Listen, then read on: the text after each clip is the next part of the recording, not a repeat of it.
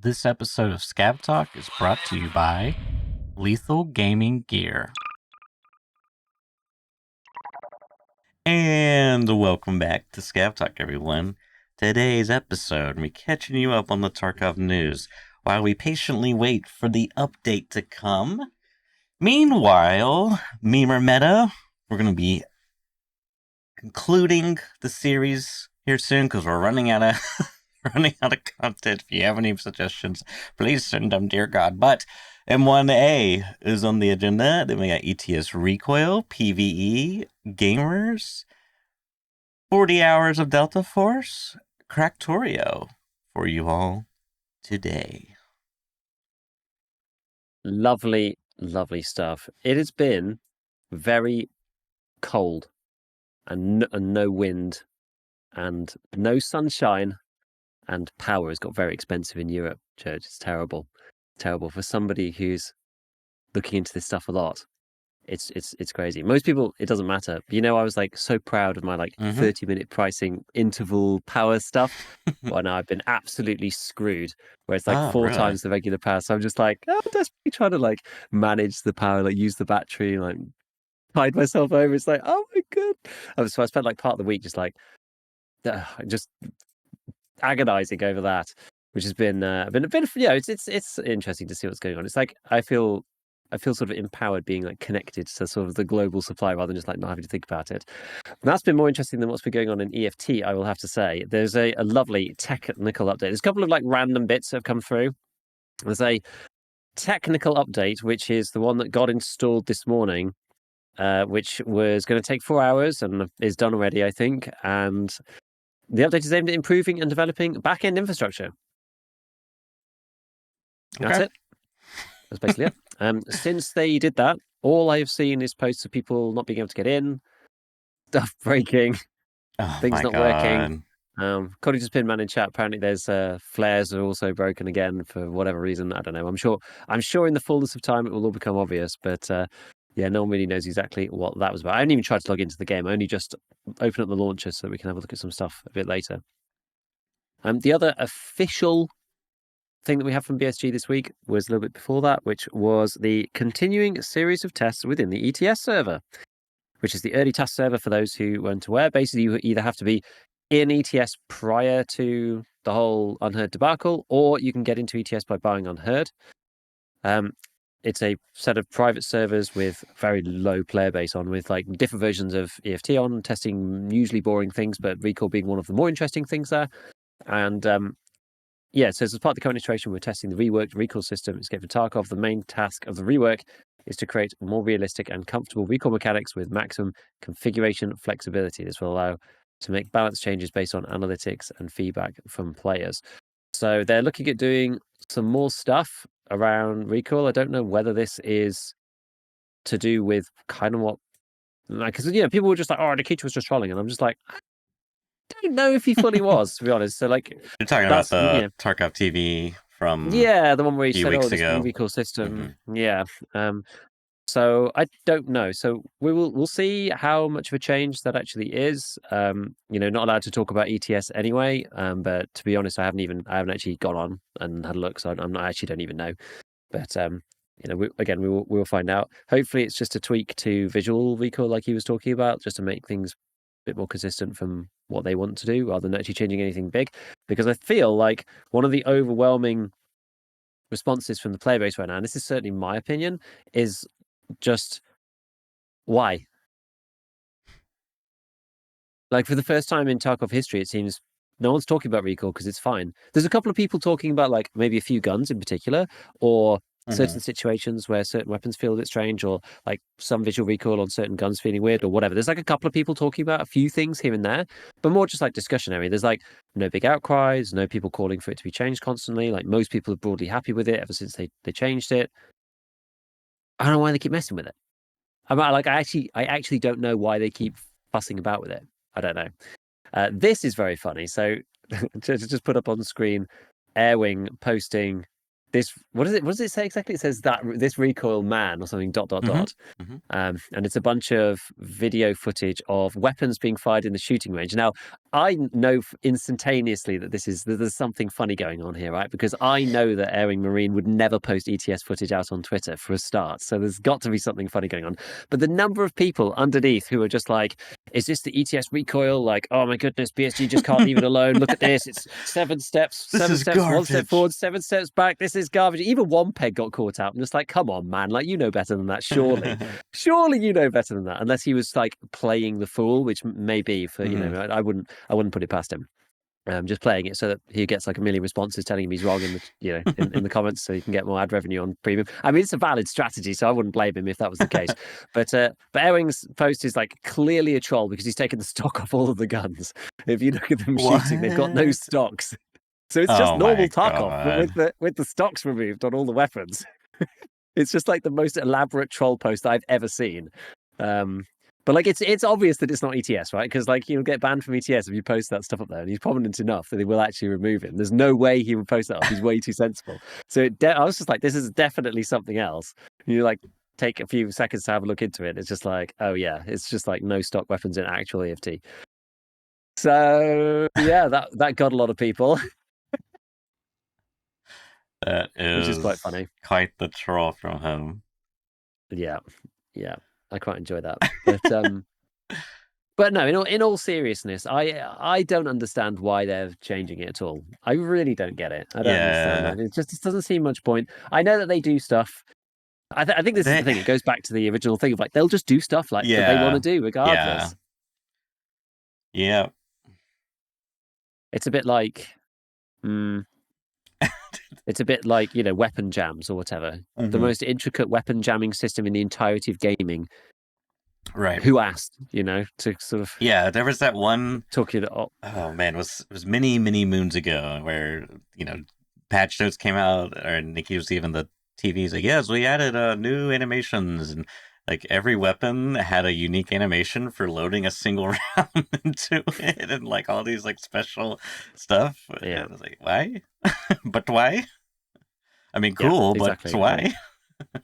Yeah, they just do stuff. They just want to do it. They want to do the things they want to do it. So I guess this is more the same. But I would be surprised if they actually changed the recoil itself, the patterns. I think they're probably just going to be changing camera, I would imagine, and visuals, just like the way it feels to shoot the gun. I mean, that can matter though. It can change the way that the weapons feel to handle, right? Like if the recoil pattern's the same, but the gun's bouncing up in front of your face, clearly that's unusable. So it's touch and go as to what they're going to do. So, well, we'll see. And I guess imagine that will probably come in the next wipe. I reckon most people probably won't notice. Some people will say it's better. Some people will say it's worse. It's a big placebo thing. No one will really know. Unless you go through and actually save footage for the same builds and then compare them, it's going to be very difficult to know. Like even I, and I try to be as unbiased as possible, even I struggle sometimes when they put a change through and I'm just like, is that better? Is that, like, I can't really remember what it's like. And then also, especially when you're on a wipe as well, it's only really in PvE that you can be able to, actually, that's one good thing PvE is useful for, is testing this stuff, because, sometimes they make these changes and then it's like, oh, the recoil's terrible this wipe. And it's like, oh, recoil's actually improved. But you're using, a stock AK-74U because it's the wipe. Whereas like you were just using like reactor waffle, like mega meta, some whatever. So, you're using a different gun. And you had stats on your PMC and whatnot. So yeah, sometimes it's hard to tell for those reasons. But yep, so they're doing that, which we will see about how that goes. The recent event, I'll touch on that briefly. So the event last week, I was just looking back through the kind of history with church before we started. So the event, I think it started on the 6th last time, on the Friday when we were recording. It opened up. They'd like posted a short of scavs running with, a box, and then PMC's taking the box, and you had to unlock it or something. I ended up playing the event. I missed it at the weekend because I was busy, and I don't usually play at the weekend, and there wasn't any achievement related to this. It was just a random event. But what you had to do was there were on every map there were places where these boxes, they look like pistol cases, spawned. Oh yeah. And you had to go and get one, and in each area there's like a couple of spawns in each area where it could be, but it would only spawn in one place. So I just did it on factory the whole time. I just spent my entire like Monday on factory.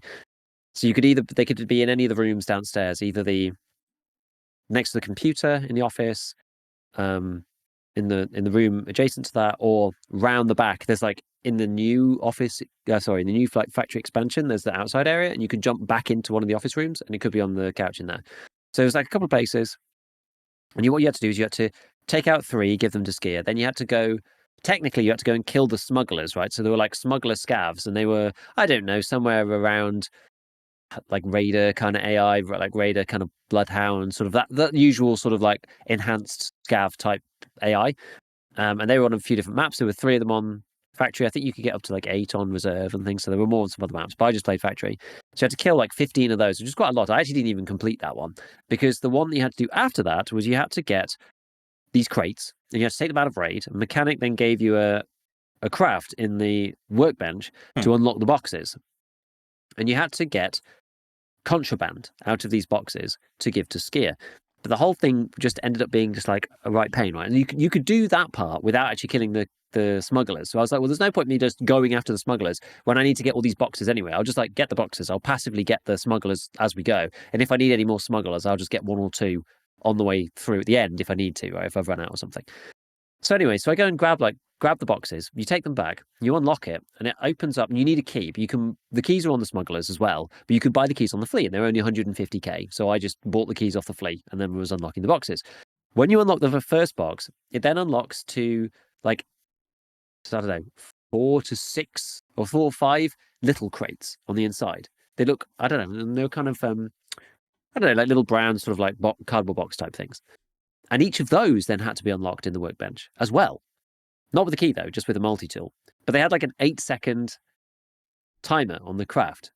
So you'd open this first box, which was 8 seconds, and then you'd end up with like 4 other boxes, or 5 other boxes, which you then also had to unlock with 8 seconds each. But it wasn't actually 8 seconds, because by the time you've like pressed the thing, it finishes, the whole thing freezes up, and then it loads the thing, and then you accept it, and then it freezes up again. And then you can put the next one in. It ended up being like 15 seconds, 20 seconds between each one. So you just sat there, just like trying to put boxes through the mixer. This is weird. It's really annoying. Yeah.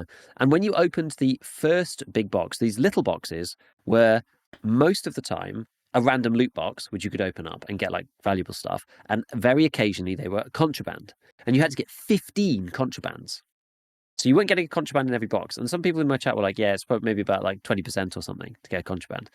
So you had to get then, that would mean 75 of the cases for the chance to get 15 contraband to finish the event, right? And that's just like, basically, 75 raids if you just get 1. Obviously half that, but like even 40 raids is a lot, right? Where you're getting 2 every single raid consistently. It's just not really that likely.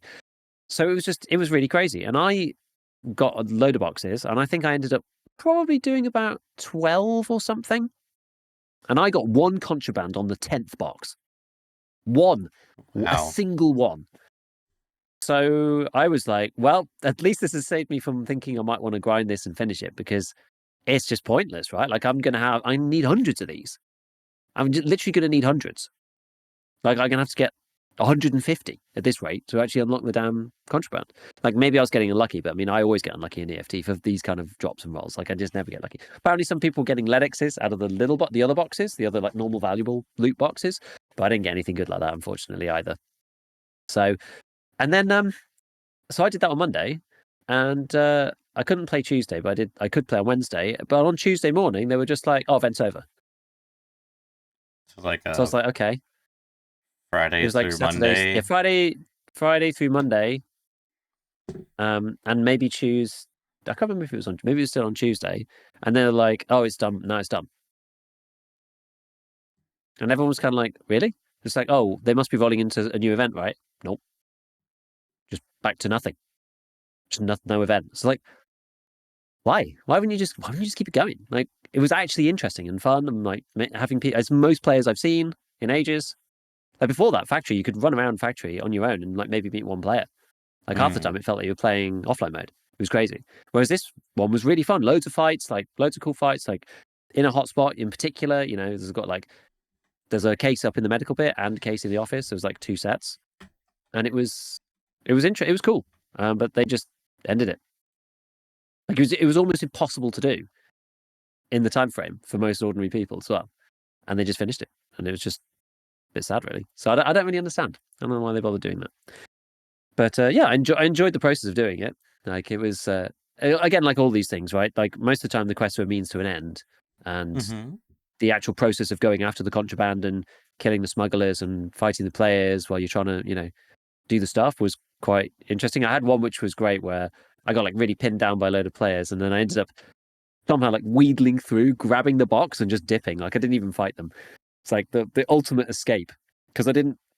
All I was in there for was those boxes, those crates. I didn't actually care about fighting these people, so I like managed to like juke my way through the map, through factory, just like running through, vaulting through stuff, like grab the box out from under everyone's noses, and then like go down into the underground and like zip out of the exit, which was quite good. I also managed to avoid getting. I got hit by Tagilla like 3 times and survived, and everyone was just like, "It's miraculous that you're still alive." I was like, "Yes, I know." But that was that was a bit later. That's when I was playing a bit of PvE. So yeah, that's like what's been going on in Tarkov land in general. There's a few other bits. So there was a random snapshot that Nikita posted. It doesn't really show much, but he did say, I'm going to continue to release these small dev shorts. For those who are just on audio, it's like it's the image of the short that they actually posted to launch the contraband event. It was somebody actually editing that video, I think. Then something that looks very much like BSG's office, but actually like modeled in game.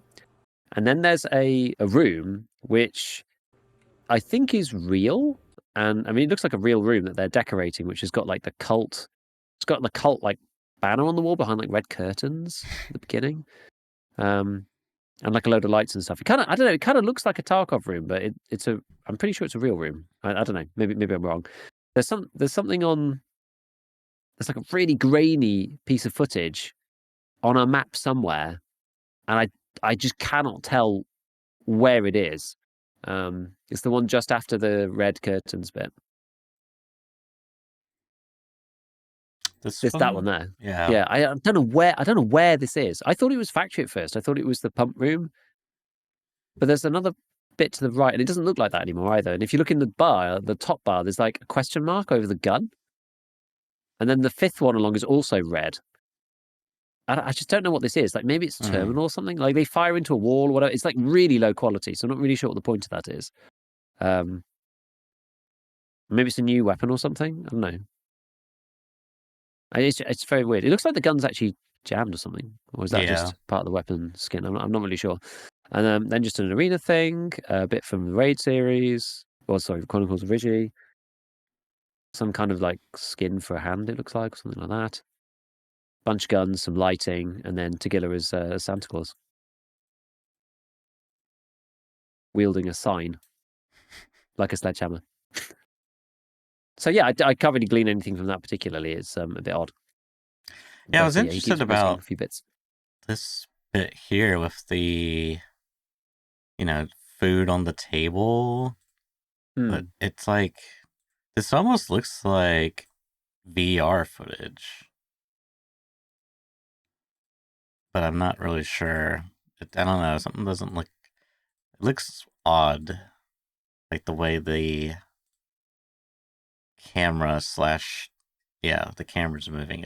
And then, I don't know. It just looks... It reminds me of VR, but I'm not really too sure. Maybe. Yeah, I don't really know. I'm not sure. It's very strange. It's very, very strange. Other random stuff in the Tarkov land.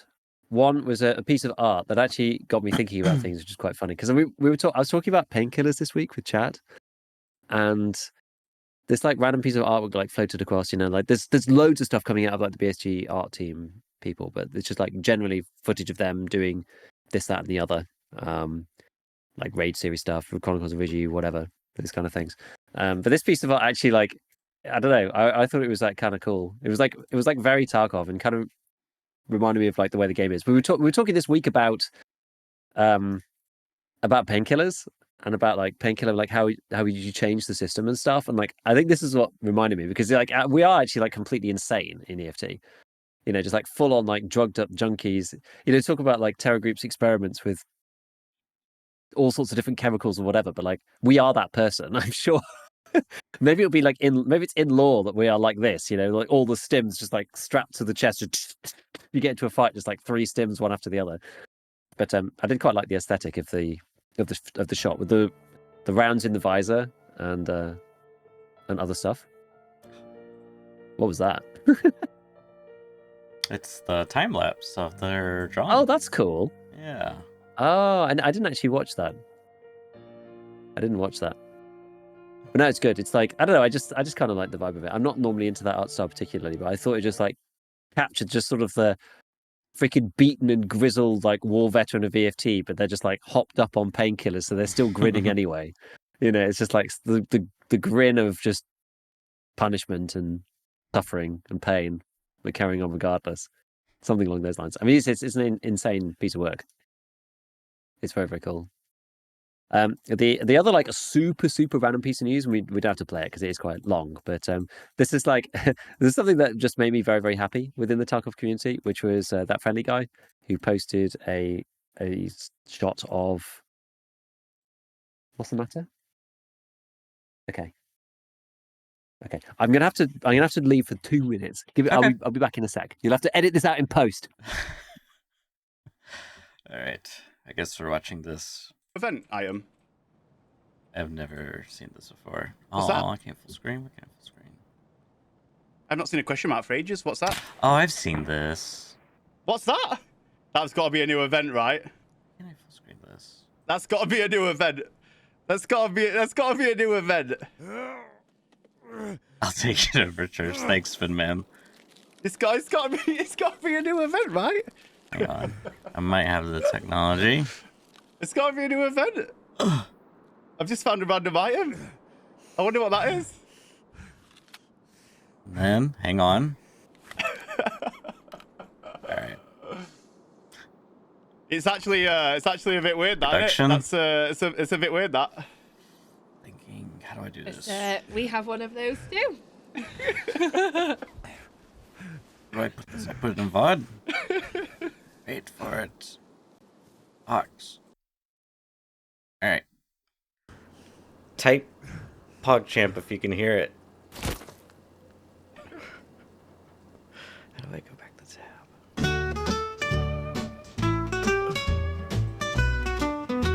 I see no PogChamps. That probably means you can't hear it. I see a PogChamp.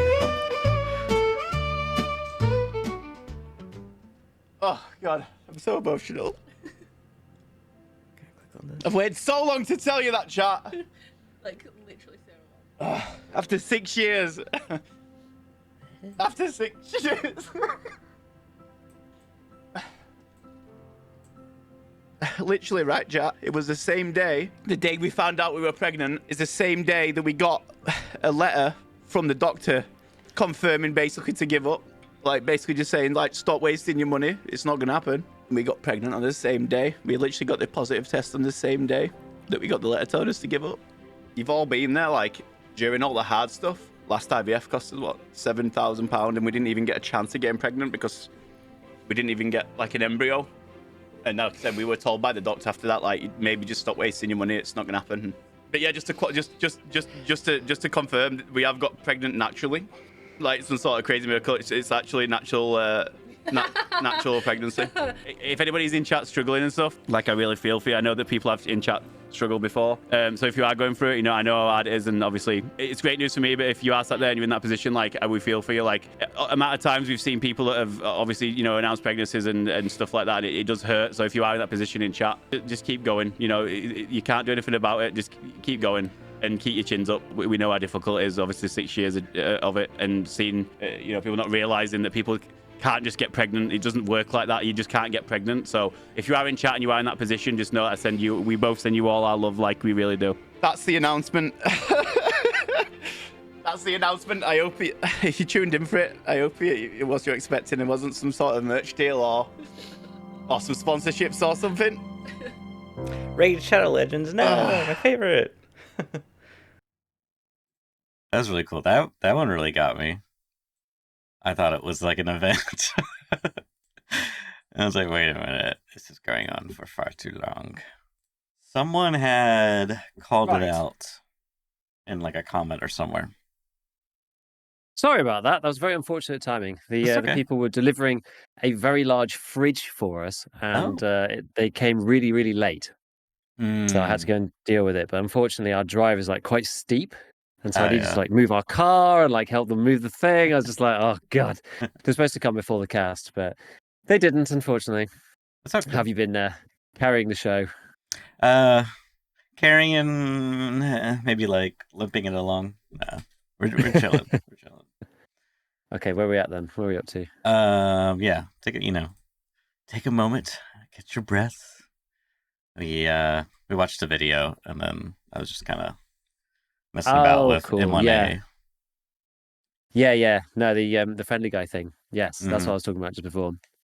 Yeah, no, it's just a really nice thing, within the community for people who have known each other for a long time. And I know friendly guy was trying to have a kid for a long, long while, like 6 years or something. But I thought it was very unusual to get like FairTX to make, because that's who made the Oh, okay. I was wondering about that. the actual video. Yeah, so he commissioned FairTX to do like a custom, video thing with the pregnancy tests and stuff. So it's like very, very cool. Very, very cool. It's like very talented people within the community who are able to do that kind of stuff. And also, big congratulations to Friendly Guy for, achieving the dream. It's been a long time that they've been trying. So I felt, very, very happy for him. I know that they've been suffering for a long time without being able to have a kid. So very, very pleased for them. So yeah, definitely want to shout them out because it's just a nice thing. I can still hear him in the background. Let me move it back out. There we go. Cool. There we go. Yeah. Okay. So we could either go straight into M1A stuff if you started it already, or we can look at some of the wish list first. I don't really mind. Either one. I haven't really started in 1A. It was just, I mean, we okay. We can if you want. Well, let's just whip through the wish list first, and then we can actually do the M1A. Give it justice, I guess. Because it's kind of like another social media post type thing. So there's there was like a list that Gingy put up, which was, I guess, like addressed to Nikita. And so some of the things, just decided whether you think they're good or not. It's like a list of things that she thinks that Tarkov would benefit from. One being a hideout queue. So queue for items that you want to craft. And I think people have been asking for this for a while, but I don't think they ever will do that because they basically actually aren't really incentivized to let us have a queue because it makes you keep having to come back to the game. And it's almost like, mobile-esque. Yeah. Right? It's just like you have to come and like log in. It's like the daily login, stuff that we were talking about with like mobile gaming. Which I don't know if that's like actually intentional or accidentally. You know what I mean? Yeah. Like I don't really know, but I think you are right. There is a certain incentive there. Whether by intentionality or mistake, accident, right? Exactly. And but yeah, and I think that's part of the game as well. Like once you set up that habit of coming back, you kind of want to come in, do your hideout. You're like, absolutely, you're always like keeping warm. It's like it feels like almost it's free to do. So you're just like, I just keeping warm with the game. It's open. Like maybe I'll just play a scav run, or maybe I'll just play a raid. I cannot keeps count people within the base. How many times I've basically been like, I'm done playing the wipe, but I'm still logging in and collecting and cycling the hideout 3 times a day if I can. Like, you bet it. It's hard not to collect those bitcoins. Someone's got to do it. Someone's got to do it, and you know that you're just going to go in and collect them, and then they're going to get wiped if you're not playing anymore. That's basically it. But you can't help yourself. What if I do play? What if there's a crazy wipe at the end that requires 50 million? Thank you. What if? And they're going to give you 16 slots in the inventory. You just don't know what's coming down the line. So you always have to, keep it in the back of your mind. So yeah, it's maybe partly why it's so addictive. Shift control for group selection on stash items to move more than one item into a case. Holy crap, would be amazing. Whether the engine even allows that, how does that work? I would imagine. Well, just you highlight selection. Yeah, I gotcha. Like you drag a box around it, and then you grab multiple items. Yeah, that'd be very advanced and very cool. I always feel like if it was easy, they'd have already done it. Because like a lot of the engine stuff is so limited. With like even swapping 2 items isn't something like in other games when I play, and you drag one item onto another item and they switch position. It's like, whoa, Yeah. like almost every other game has it, and the FT doesn't have that, right? It's like the reason why we have to leave a spare, like it's the reason why you have to leave a spare slot for the magazine. Like it's partly intentional design, but it's partly like just the technicalities of how the UI works as well. Like things don't swap position, right? They've got like a unique place that they live in, and they have to be moved somewhere else before they can. There's like nothing in the back end that like lets you do it. So that'd be really, really cool. Quests that have items make them randomly generated for each person, but the same category of items. This way, the items we find every wipe is never the same. It won't feel like the same old quest every wipe. Yes. That'll one. I think this is a good idea, generally, but this has to be done quite carefully, in my opinion. I think it probably has to be done manually. I don't think they can just daily questify this thing, because inevitably what will happen is it'll be like, oh, find 3 Salewas, right? One person gets find 3 bandages, and the other person gets find 3 Ledex. And it's like at the day 1 of the wipe. Like that's what will inevitably happen, So they have to be very careful. It has to be in the same like loot categorization or something. I just don't believe BSG has those systems to do it automatically. And like, we see crazy stuff with the daily quests as well. It's like hand in, I've had them before, hand in 157 Palaver 2U shotgun shells. Mm-hmm. So where am I going to get them from? I don't know, just like random stuff. So you have to be, like, in principle, it's a great idea. And to be honest, they could start doing it like quest by quest. They don't even have to go crazy. They could just like add a little pool for the items instead. You just have to pick a couple of items. It wouldn't even need to be that many.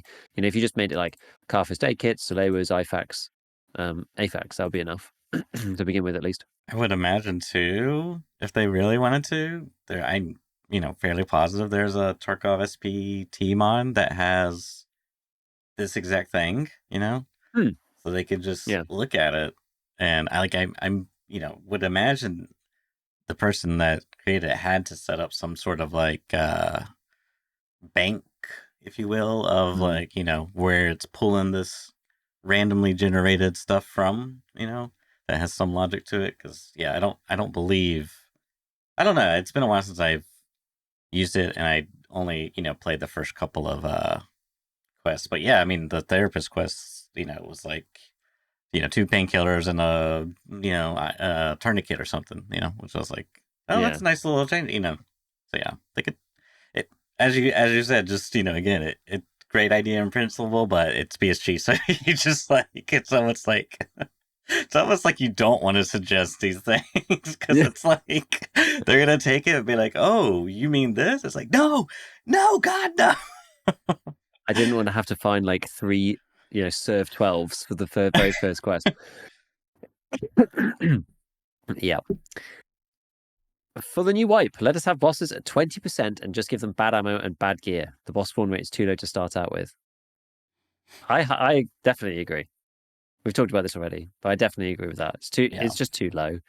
And yeah, they can have good gear relative to the wipe, in some way, right? So you could give them like good class 4 stuff and like middle of the road ammo. You give them anything around like BT, M85601, like that's valuable anyway, without it being completely turbo cracked.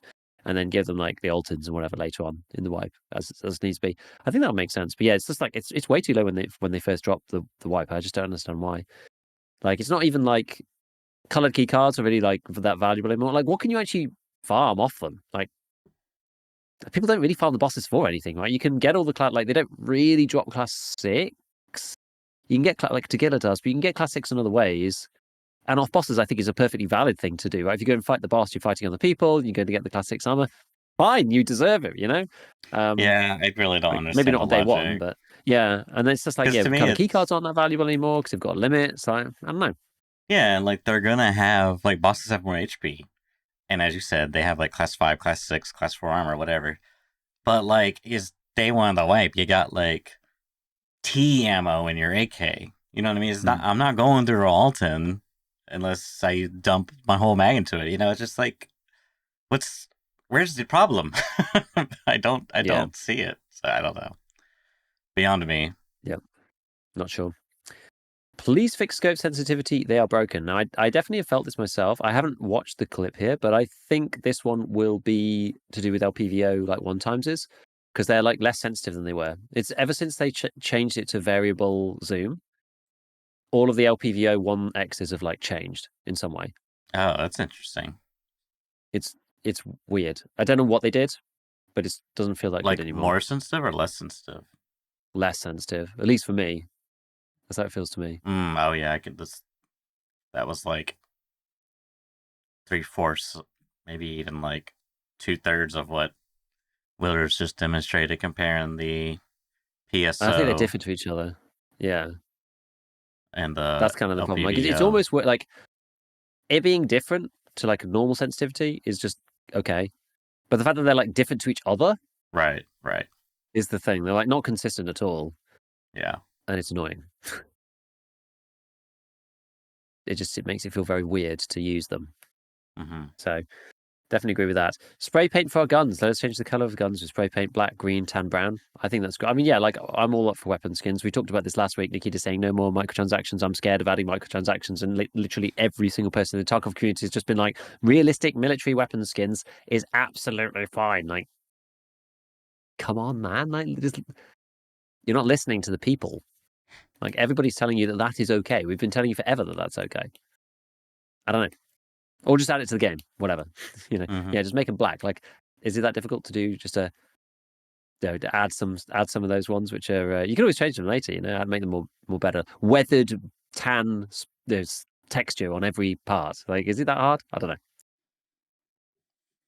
Region servers and remove the ping limit and give us one server on each region that's unlocked for anyone to play on without any ping limit. This would help with desync too. I don't know how you'd actually implement that. Is the only problem, because the server selection thing is like behind the launcher. Maybe you'd have to tick it or something. I don't really know how that would work. I'm genuinely not sure. I understand like people want to be able to play with people around the world. Like Pest can't play with like half the people because of ping limit and stuff being in Oz. And I definitely agree with removing it in PvE because it doesn't matter in PvE. But for PvP, I'm not really sure, and I don't know what the incentive would be. I don't know. I just don't know how big that player pool would be. People who like want to play on the server with no ping limit. Like, how many people actually are there that want to do that? I don't know. It's just tricky. And then it's like, and then what server would it choose? Something in between all of you? I'm just not really sure how that would work. But I guess like if you could opt out of that, then fine. But I don't know who would opt in. Like, it's just the experience is just going to suck there. I guess it's better than not being able to play. I don't really know. I'm not sure. Like, I don't have those problems, so I'm not really qualified to comment on this one. I feel. I kind of see the challenges from afar. I don't really care. I'm sorry. Just selfish. Like, I don't care. Like, I have no comment. Yeah. Complete weapon modding mid-raid requires multi-tool or maybe a new item in the special slot.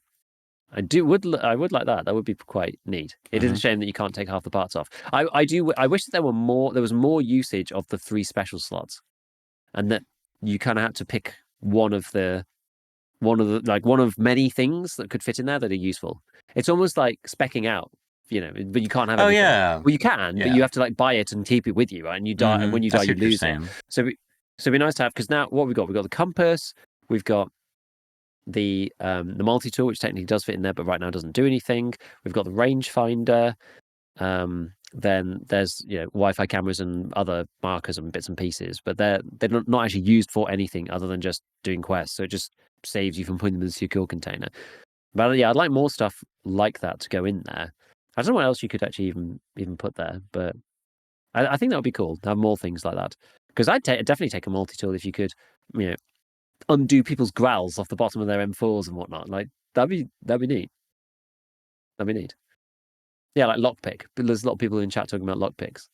So maybe something like that. Well, as well. The next you one. You have to decide what to take. Option to lock doors again after unlocking consumes another use on the key. So the implication for that is you could go into like customs marked room and then lock the door behind you while you're in there and then sit in there. I guess is the idea. So somebody comes along and unlocks it and then you kill them? Or you lock the door and then you leave and then you lock it on the way out so people don't know you've been there, is the idea. I don't know how many people would actually sit in Marked Room. I mean, I'm sure some people would. Maybe the idea is, you're in the Marked Room and you hear someone coming and like you close the door, but they go up to it, they see it's unlocked, so they know you're in there. Yeah. So like, have you ever been in that situation? Whether you're the person inside or outside, it's like you're you have a very high chance that you're the first one here when it says it's locked. Doesn't mean that someone's not waiting in a different room, but when it says it's unlocked, it's like someone's touched this door. Like maybe Gingy's thinking to have that aspect kind of removed, where it's like always uncertain. But I don't know. Yeah, I'm not sure. I don't really know. I don't know. What if you could trap a player there or something? Like a new player you would be able to do that, actually. Yeah, you would. Yeah. Someone like, oh, and you're in the bathroom opposite, and they're like, oh, Marked Room's open. Let's go and see if there's anything in there. And then you just like, bye-bye, click, and you just lock them in. Yeah, they probably can't do that for that reason alone. Because that's actually that's kind of game breaking. Then what's that person supposed to do? Like you just can't play the game at that point. You have to disconnect. You can't do anything. It would be funny, don't get me wrong, because thinking about it, I was like, wait a minute, I would just want to see someone do this on Twitch and see a clip. I know, that's what I was thinking. I was like, this is like content farm central, like locking people in rooms.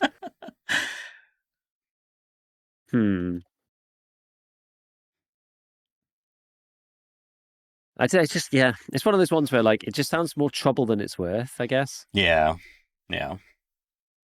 Maybe, I'm not sure. Lightkeeper barter for the blue signal flare for the airstrike. I mean, that sounds fine to me. Mm-hmm. Super rare, doesn't really matter. Allow us to cancel craft, but craft items will be consumed. That also sounds fair. Power saving mode for fuel consumption that shuts off the generator in the hideout when there's no craft active. I mean, it could be a little module that goes on the generator. I'm confused. Could upgrade it to do stuff. So this just means once all the crafts are finished, it would turn the generator off automatically.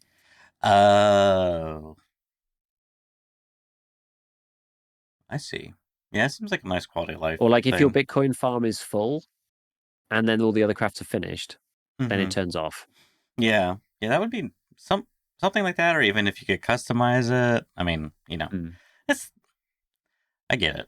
It's a wish list. I get it. I don't really mind, but yeah, I get it. Maybe you could build it. This is the thing. I'm always a fan of features, but if they're part of the hideout or something, you can build them.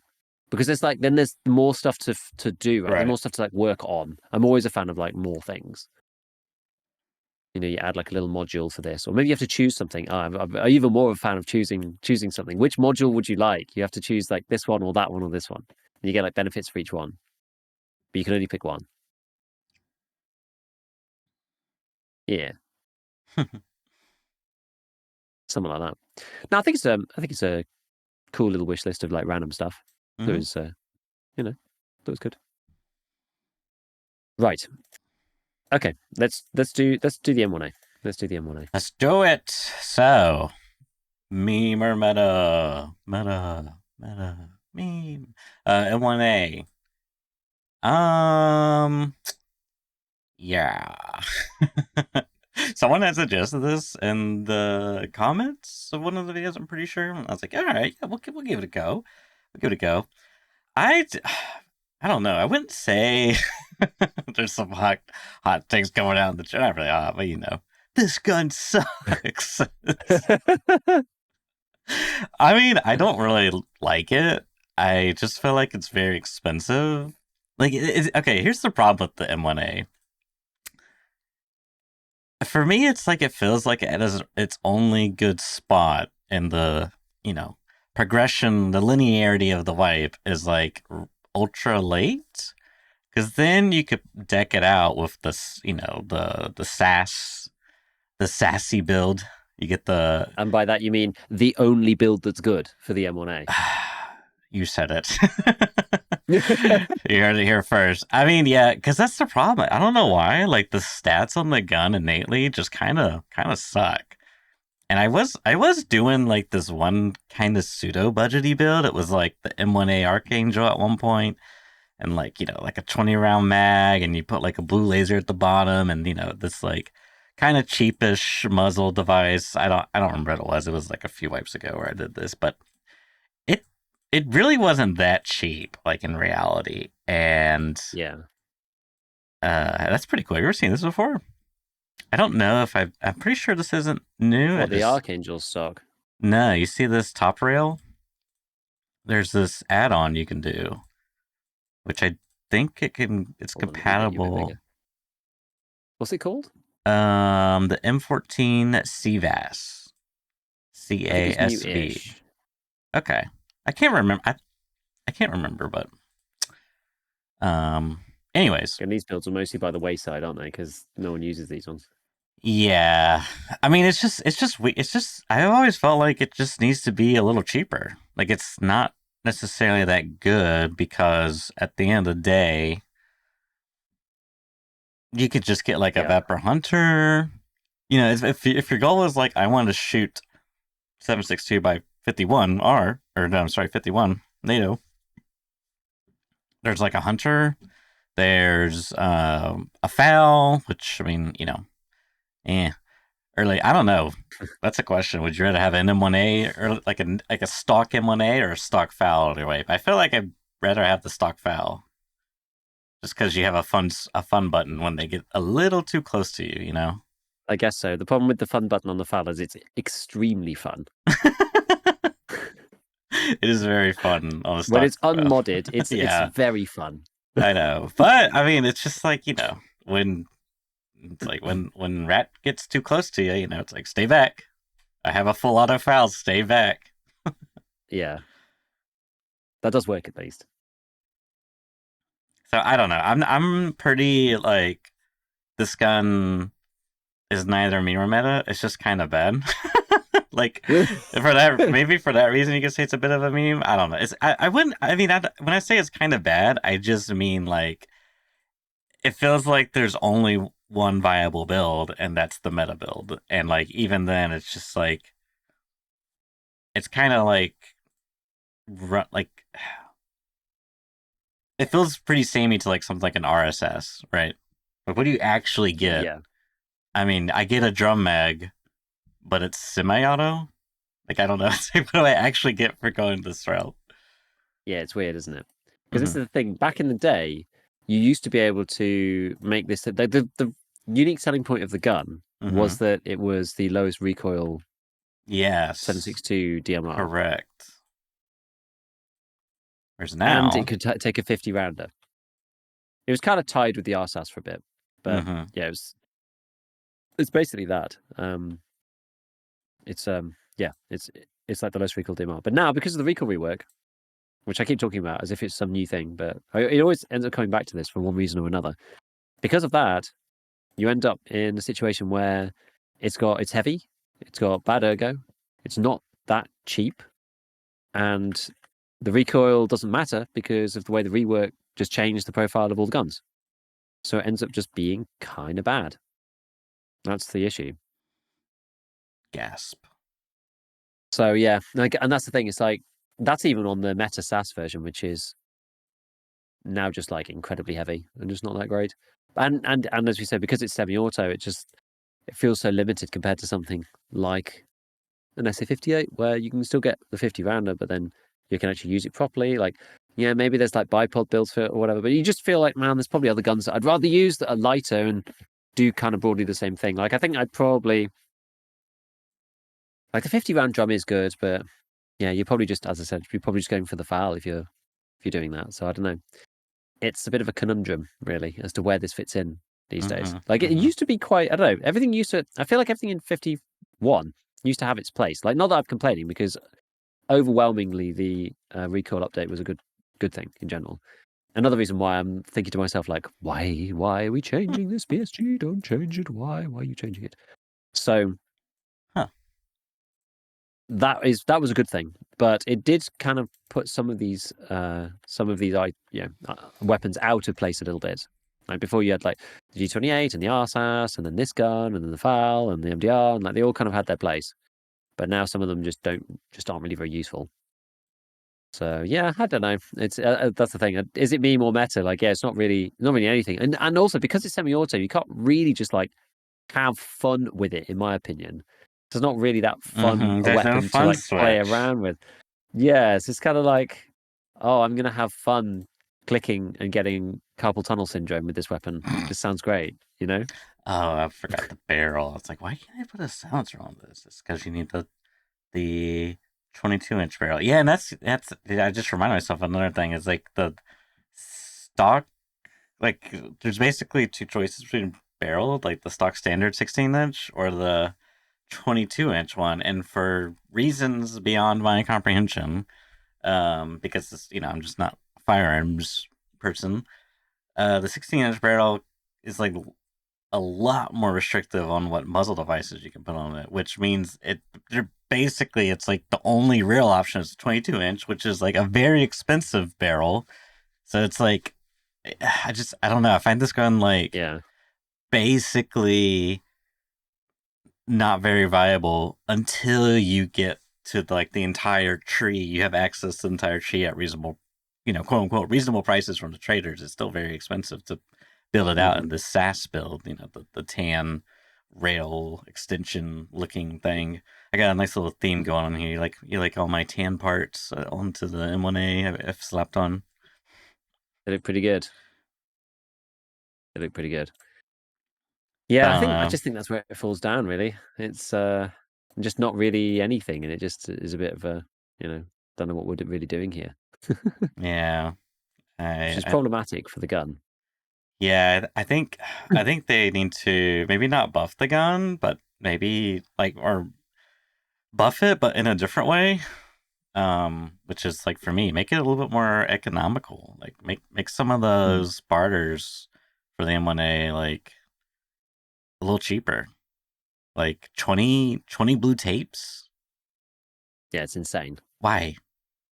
It's like you'd have to like every day log on and buy like the 3 lowest price blue tapes, because if you buy too many, you're gonna go down a list. It's like, I don't know, like just something to make it a little more, because there's a few different barters for a few different versions and parts. Even I think there might be like a few parts. Yeah, I know there's definitely a few parts you can barter for that are M1A specific for gunsmith, but just something to make it a little more economical, because I don't know why it's so expensive from the traders, and it's like no one, like I almost never see anyone using a stock M1A, like a low early wipe. It's just like you just don't use that thing.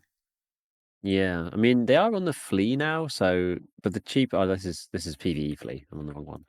But yeah, I think they're really not very expensive. Late wipe, but that's obviously because no one wants to use them ever. I mean, it's also right. The thing that we haven't spoken about is obviously it's been really hit by the changes to M80, M61, M62. That's true.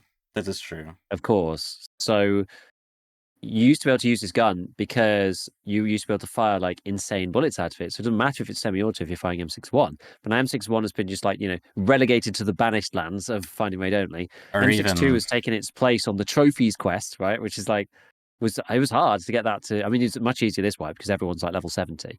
But, and then M80 is fine, but it just doesn't cut it, right? You'd much rather use 762 BP, SP6, well, honestly, hell, even 855 A1 maybe.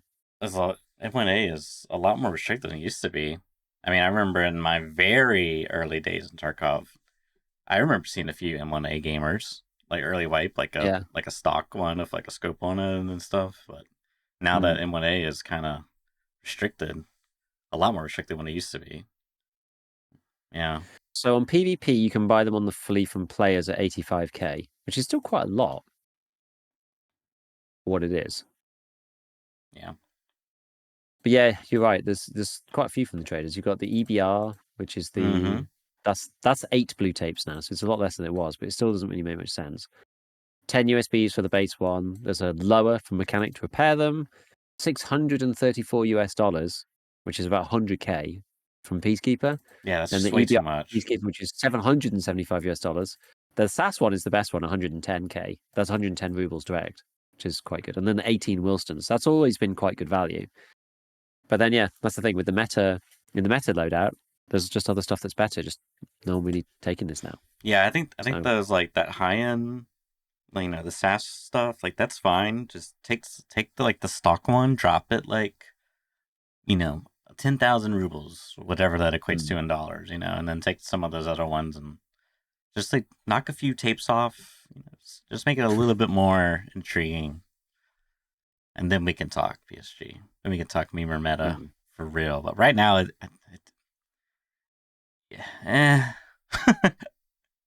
it's Mieta. Mieta. I was trying to be clever. Church is losing it. It didn't work.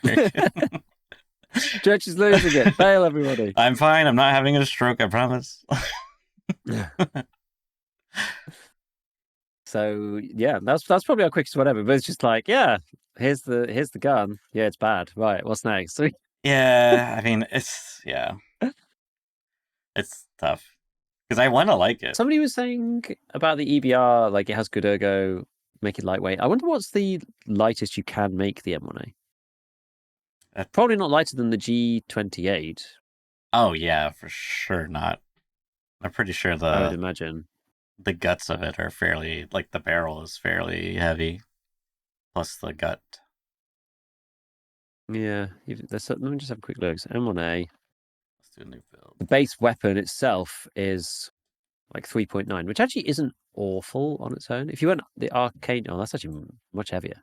The Archangel one is like so much heavier for some reason. Yeah. Go the EBR style.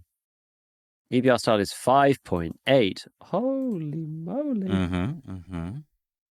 Okay, yeah, it's pretty heavy. It's only light in the standard, the stock version actually. Bizarrely, 3.8. You need to use it in its ordinary config. Otherwise, it's difficult. Okay. Difficult to wield. Interesting, but yeah, you can do that with the CSV thing, and then like mount a rail onto it and whatever. Like that does work. It's not too bad. Not too bad. Yeah, I think the G28. What's that one? That's like a lot lighter, I believe. Oh yeah. That is. Oh well, that's the one with all the scopes and stuff. Hold on, let me just remove the mounts and everything. There's some cool parts on here, but I mean, it's just like unlike these like early game to mid tier M1A builds. There's like a bunch of rails that like serve the same purpose, but you know they're just like they look interesting. Like, oh, this one you can put an extra, you know, sight on it and extra laser. This one you can basically do the same thing. I don't know what's the difference. Like, there is no difference. Anyways, if you go for all the light stuff on the G28, and this is one reason why I always kind of like the G28. Sort of just it was just pleasing to me. If you go for all the light stuff and the Thunder Beast, you can get it. It's unloaded, of course, but it's 3.1 kilos. It's very light for DMR. Yeah. So it's like a kilogram less. But I mean, that is like the lightest one. It's the lightest one. Yeah, I don't know. It just feels like it doesn't have a place right now. Like the 50-round drum isn't enough because you can't fire it off enough because it's a semi-auto weapon. So you're going to pick the FAL if you want to go for that. And as a DMR, there's better stuff out there that's lighter weight and easier to mod, cheaper, not as heavy. Just those are the things that sort of matter now. And ergo, and it doesn't have any of those things really. So yeah. It's just tough.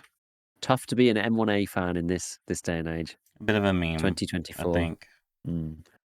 More of a meme, the old time's sake. It's in the, for me, it's kind of in the same camp as, you know, when people post the old like meta HKs with the PKO6. yeah, that's a good analogy. Yeah, it's like that. Yeah, and then people they write, you know, they will have all the chads writing like, you know, we'll never forget. You know, yeah, it's in that mode. Yep. All right. So, just rounding off to Tarkov stuff, I've been playing PvE a little bit because the event ended and I was bored. So, yeah, just like it was interesting. It's a lot more buggy than the base game. I'll tell you that. It's a lot more buggy. So there's a bug at the moment because like normally I don't hear about PvE stuff, but like you kill a boss for the first time in PvE, the achievement hits, and then because of the achievement, the boss like stands there and never stops shooting. So weird. I've seen it with basically every boss I've come to that I've killed. I've seen it with not Santor, Partisan, Rashala, and the goons. Hang on, you hit the boss once? No, you kill them. And then they actually stand. So they're shooting at you, you're shooting at them, you kill the boss, and you see the achievement, okay. And the boss continues to just stand there, stuck in whatever animation they were last in. They never die. Oh, interesting. They go, and it's freaking deafening. Oh, and you can still hear them and they're firing. Yeah. I killed Partisan in the garage shop on customs, and then I got swarmed by the goons, killed Big Pipe, and killed... actually, I've already killed the goons on there, so that's why I didn't bug with those ones. But I killed Big Pipe and killed Knight, and because Partisan was stood behind me, just shooting non-stop, I like didn't see Slash here. Well, you wouldn't hear him anyway, but I didn't see Slash here. Bird Eye sneak up and shoot me in the back from the other doorway because he shot me like through Partisan. He was like stood in the doorway, and I couldn't get past Partisan either because his model had collision. So the only way I could go was out the front of Machine Shop towards Fortress, which I was like, I don't want to do that. And then I got shot from behind through Partisan by Bird Eye. Because Partisan's dead, according to the server, right? The server's also me. I'm playing locally on my own machine. But my client, because it's still server client, right? But it's my client so thinks wait, that they're he's actually not dead, still shooting? They're not actually shooting, it's just the animation's broken. But I thought you said Partisan shot you. You can hear it. No, I got killed by Bird Eye. Through Partisan's body. Oh. Through the door. What? He was in the doorway, I couldn't get out. But then Bird Eye snuck around and shot me through the doorway because I couldn't get to the doorway to close it, right? And it was annoying because do you remember I said before I didn't want to play more PvE because I'd done 10 raids and I just killed the goons and I hadn't died yet? Well, that's how I died the first time in PvE. I never would imagine that PvE could be more bugged than PvP, Giga. Well, there you go. So yeah, basically any kill achievements apparently happens with that. PMC kill achievements, any boss kills, you get anything where an achievement pops up for a kill, they just stand there, carry on shooting into the air. It's so stupid. Any achievement, boss unrelated achievement. Well, any achievement that revolves around like a kill on a player or whatever. So if you get like apparently like if you get 50 bear PMCs killed, the bear you kill for that will also freeze them in place. So something funny. happens with the logic and it just doesn't it doesn't like update the game that they're dead. But it means you also can't loot them, right? So I've killed Rashala. Oh. He carried on just standing there, so you can't loot his golden thing. You basically have to do every boss twice. Oh, you can't loot them. No. But if you're playing co-op, you can Alt F4 and go back in, and it's okay then because you're on BSG's server. Okay. You can resync. But if you're playing solo, you can't quit. Right. Because it's on your own machine, right? The server, as soon as you leave, the server ends. Because it's your machine. So yeah, that was great. But other than that, it was all right. I got to level 15 finally. It's been a while. So my current stats now is oh wait, no, I'm back on PvP. Whoops, I was like, hold on, 61%. I haven't played 500 rate. Oh yeah, I'm on the PvP server. Takes too long, but anyway, I'm at level 15, and yeah, just like going through a couple of bits and pieces because I've always had the intention of going through PvE bits so I can like get preview of what's coming. It's a bit like a test bed sandbox. You can just have a look at stuff when it comes on the wipe because it comes PvE straight away. So if you have a max character trader over there, it's like kind of easier. Or you can see late game quests as they pop up early, any changes, that kind of thing. Yeah, so I am 94% survival rate, 18 raids, 17 survived. I am level 15 with a Gen 4 and a ULAC. Because the PMCs are like kind of crazy and a T30 backpack. So you get like mega looted really, really quickly. But the flea over there, this is one of the reasons why I wanted to get to level 15, because I just wanted to witness the flea market, which is like outrageous because of the insane inflation. Because like a bunch of people have like Bitcoin farm and whatnot, and you can also get the labs items. So GPU's like 2 mil on PvE, which is quite fun. There's I can't remember what it's called, Polykim key or something. where's that one? It's like there's like factory key. I can never remember its name. It's the one that's by Blinking Light, and that's like some insane price. But yeah, the PvE economy is just like inflated. Yeah, I mean, it makes sense to hell on anything valuable. Yeah, it's like a that's pure just the way it linear is. thing.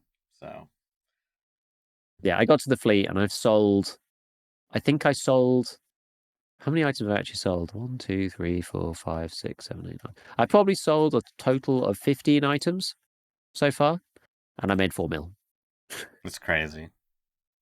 My stash is still full. Like I haven't had time or the inclination to go and fix it, but my stash is just full of stuff, and I've like made like 4 mil off like nothing, basically.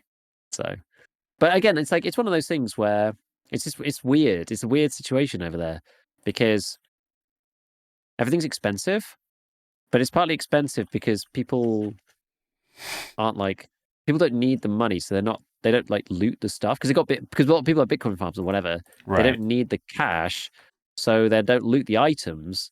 So that makes the items like even more expensive.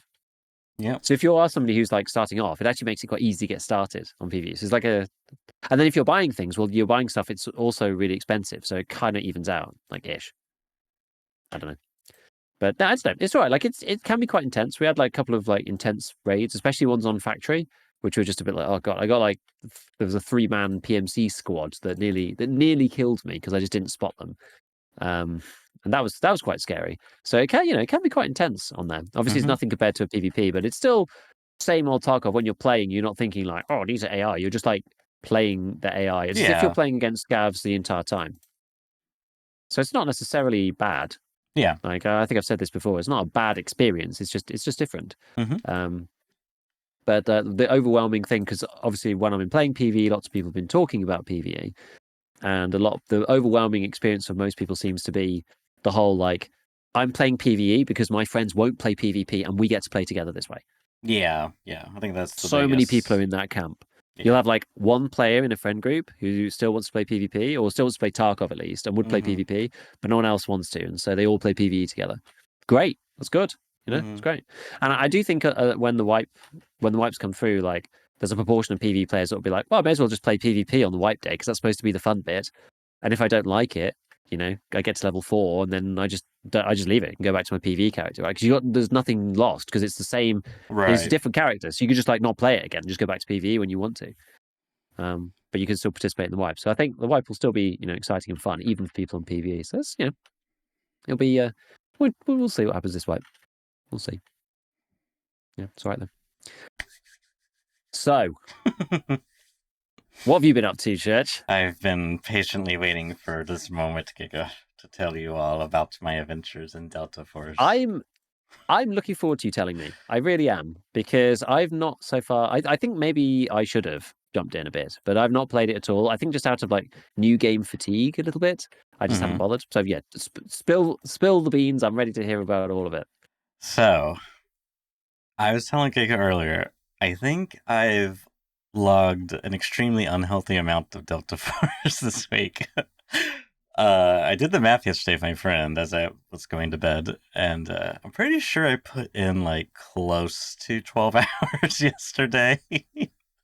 Like unhealthy amounts. But so here's the thing. Last week, I was kind of feeling in the mood where I was like, I'm not, it's like Delta Force. It's okay. It's not like I'm not crazy about it or anything.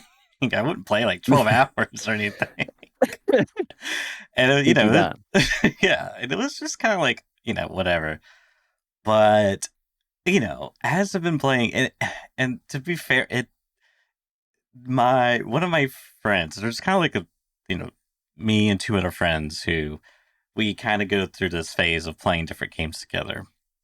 Like not too long ago, you may recall, it was New World, and like that for me was kind of a drag, and I really wasn't enjoying that much. And me personally, I kind of like strayed away from that.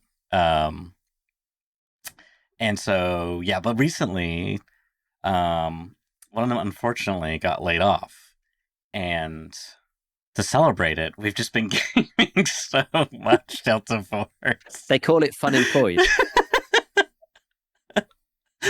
Yes. So yeah, I mean, we've been playing so much. But the reason being, I have kind of the game has really grown on me was originally the way I was playing it was like I was playing it like COD, which is like Yeah. because it kind of feels a bit COD-y, like there's this like you are a little bit slower in your movement when you're like ADSing and shooting your gun and leaning around corners, but you can sprint, which is like fairly fast. So like naturally you think, oh, I'm gonna like do the COD thing, sprint, jump around the corner, ADS, shoot, because it feels very similar to that. Maybe throw in a drop shot in there as well. It's like that someone drop shot my buddy earlier. He's like, oh, he caught me, nah. But yeah, so and I was like, kind of playing it like that, like very COD-y, like just running, deathmatch, and you just die so quick. And I was like, oh, I feel like they need to like, you gotta the TTK is so low, and I was like doing some math because you got the hideout and the armors, you can run these tests very easily, and it was like, yeah, a lot of stuff was like half a second, like like 500 milliseconds, which is like that is just not a lot of time to react. Yeah. Because it has you have like 100 HP health system, and you have like the Tarkov armor and ammo system, and you have like the Tarkov health system, like where you break limbs and you get debuffs and this, that, and the other. But you don't have like the Tarkov body part hit zone HP distribution. It's just like you have 100 health pool, and headshots take basically like a multiplier.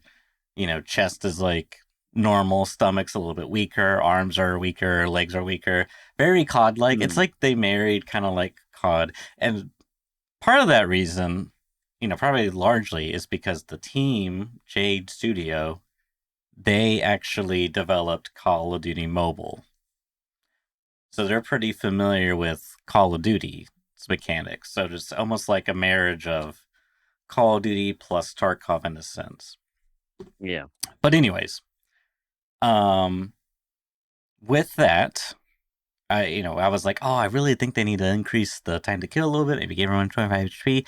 But then we started playing a lot more tactically and strategically, and not just like trying to, deathmatch Call of Duty it up in the lobbies. And it's really been clicking because we've been discovering how like strategic you can be, and you interlace that with your character's like utility, because it's kind of like this hero shootery aspect where you have different classes or operators or whatever you want to call them, which makes it interesting because in something which I think we talked about this last time we talked about Delta Force, however many moons ago that was, where like in something like Tarkov, you gotta like buy the grenade and take the grenade in, and the advantage to that is like you can just buy 8 grenades and bring them all in.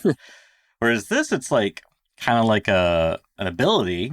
Like my character specifically, I have my sort of ultimate ability or whatever you want to call it. I don't know. It's almost like your ability that has like a very long cooldown, but it shoots I shoot an arrow, and the arrow is like a recon arrow, and it like scans the area as it passes over, and any units it hits or like sees, it will ping them. They'll basically highlight red for like half a second, and then it will highlight them again. Like it takes so they get scanned, and then they have like a window where it tells them that if you're moving when this timer ends, you will be scanned again. So the idea is like you get scanned, they can see you briefly, they know where you are. Now you have a window where they can't see you. You got to reposition. But if you're still moving when this window ends, then you will be revealed again, right? If that makes any sense. So it's nice quite because hard to circumvent. It can be. Yeah, it can be. I mean, it depends on the scenario, right? But it is one of those things where, because if you're in cover, the scan can't see you, right? Initially. Oh, I see. initially. Yeah, I mean, it all kind of depends on the circumstances because you can aim the arrow too, right? Like I could potentially shoot the arrow inside a bunker and maybe get a scan on them. But anyways, that's like my main ability, and then the other two abilities is like I have two frag grenades and two like arrows that produce electricity in a very small radius, and those are you have like two charges and they have a cooldown associated with them, but that's like for me that's the interesting part because I can't just like buy more grenades and bring in more grenades, and this is like innate to me.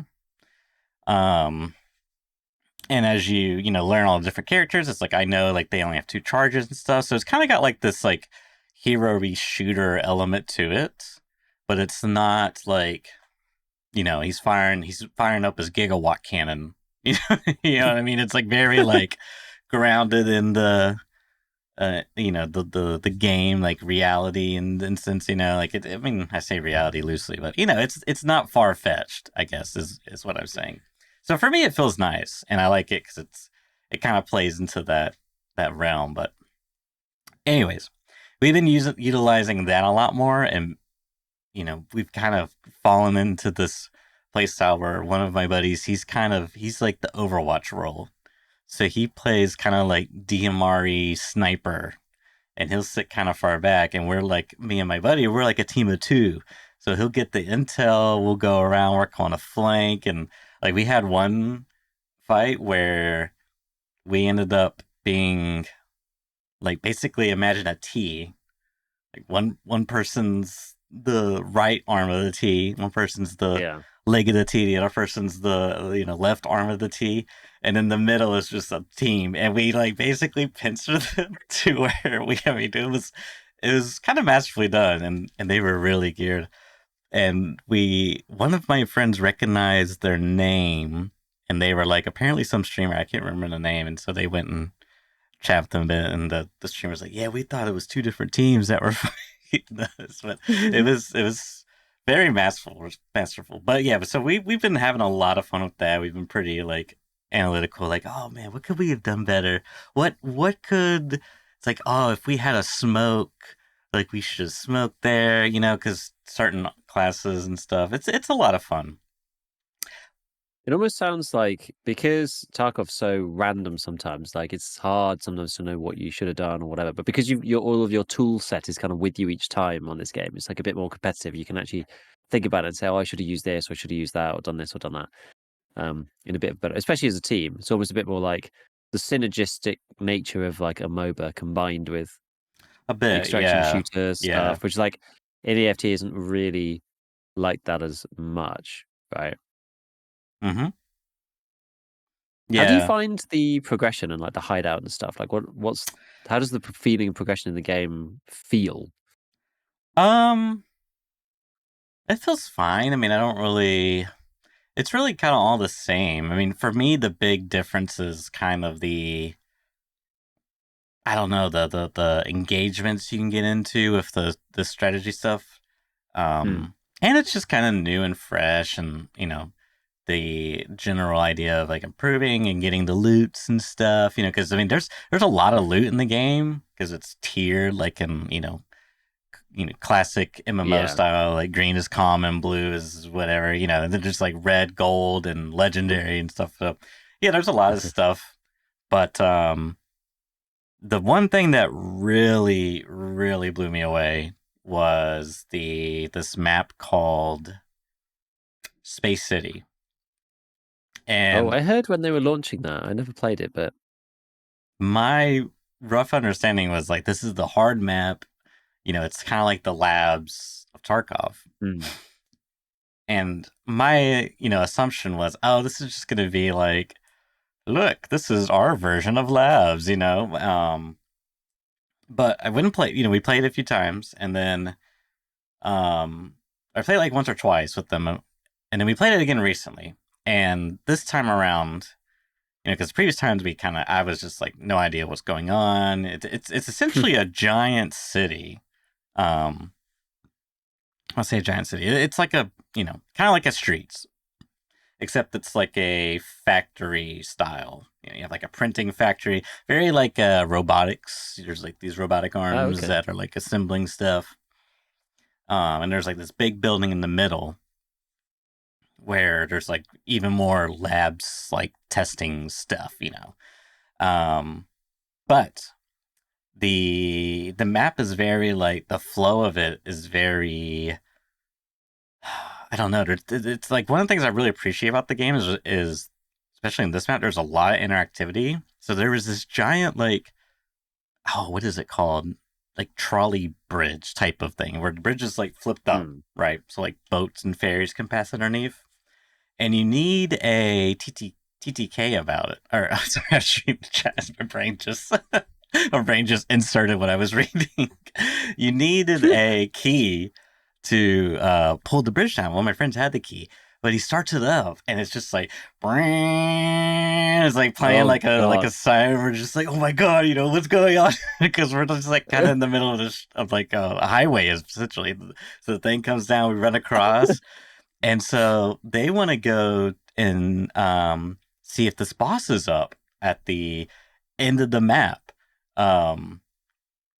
because it's just like at the edge of the map, you can see on the map, like you actually can pull a physical map, but you can see that there's a boss that can spawn here. So like, okay, yeah, let's go do that. And so as we go across the bridge, we get sniped at. I'm like, oh, what was that? I'm just like, was not ready for that because I think my helmet got like taken off, and they're like, oh, I think that's the boss. That's the boss. And so I try to like peek out and shoot with my sniper, and I like see it, and I see like a red laser hit my screen and shoots at me again. I'm like, oh man, So I was like, okay, I'm not peeking that, guys. I'm healing up. I'm like, I'm not peeking. It's like, we gotta go around. So we go around, and I'm like, where is this boss? He's like, yeah, he's probably like all the way out there. We can't see him. We gotta get closer.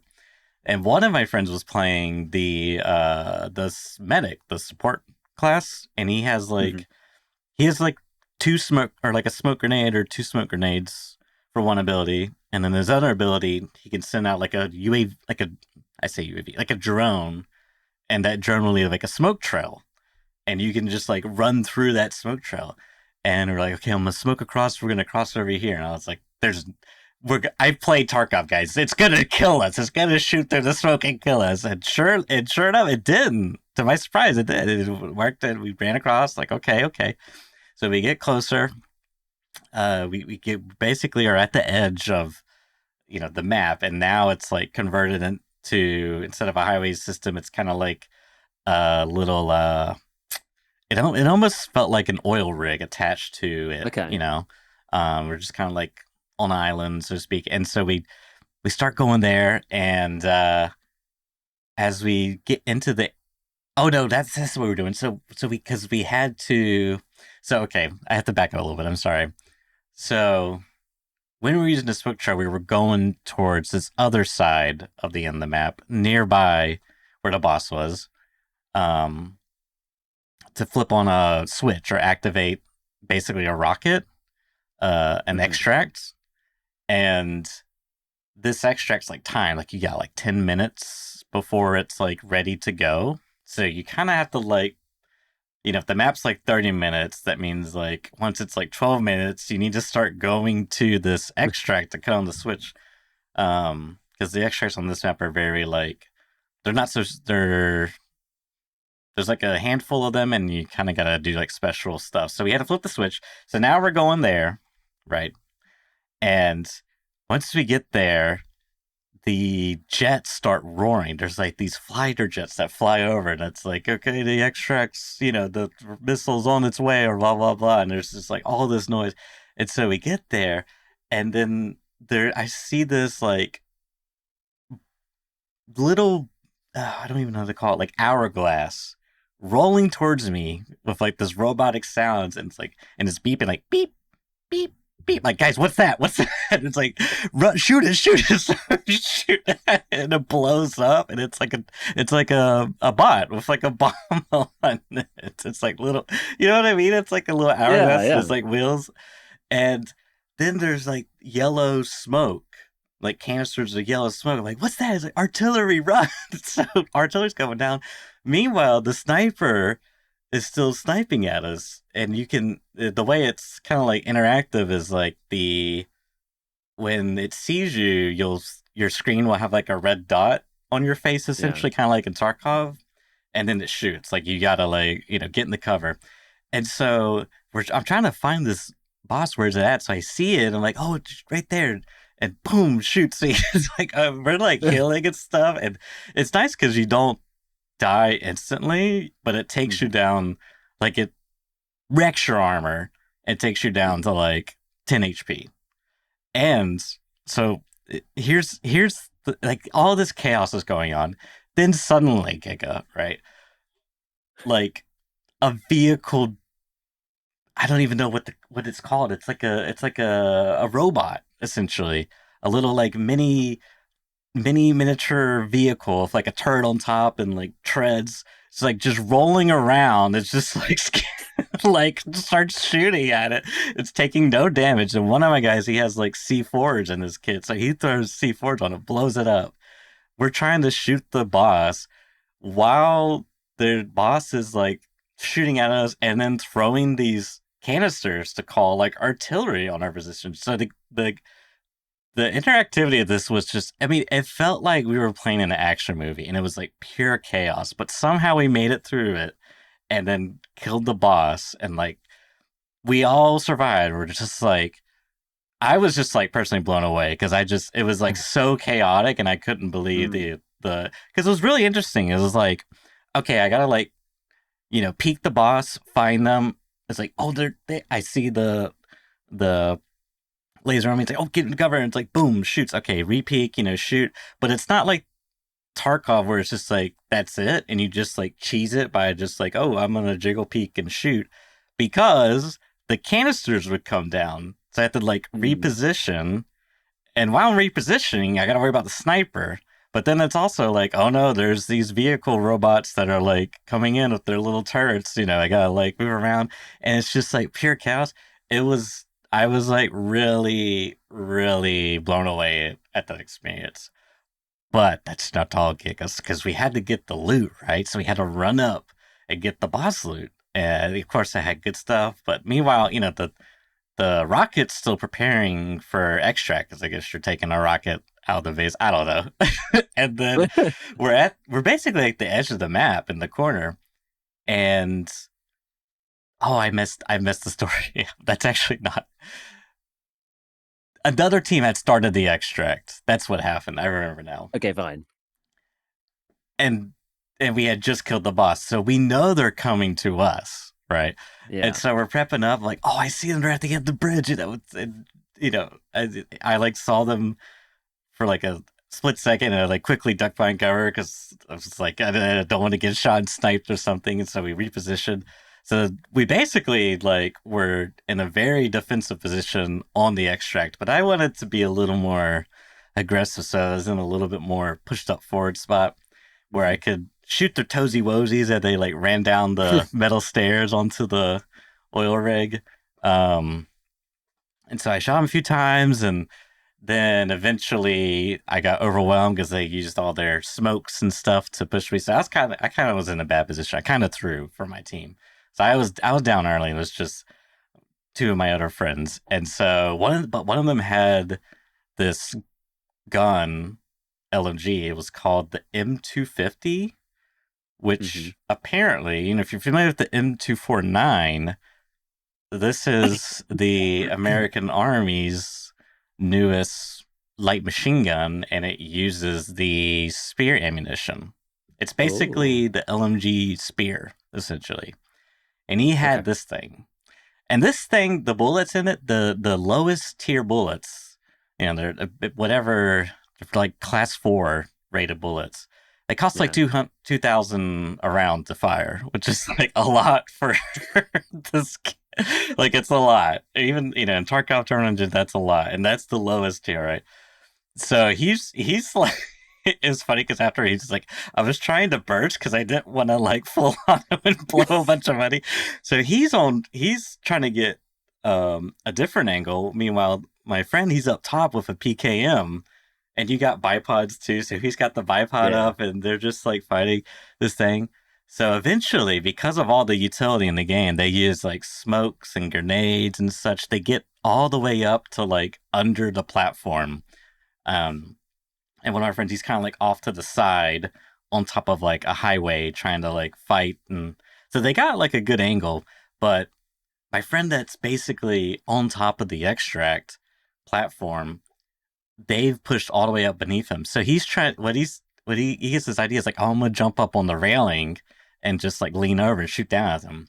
Well, he jumps up, he sees them, he jumps up again. And then he's like communicating. It's like, I'm gonna get him. And then I'm specking him because I'm basically full dead.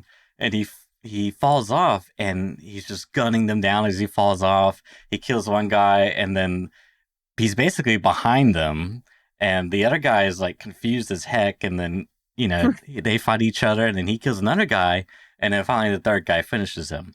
And I was like, wow, he just like sacrificed himself. He traded like his life for two others. Like now it's a 1v1. This is great.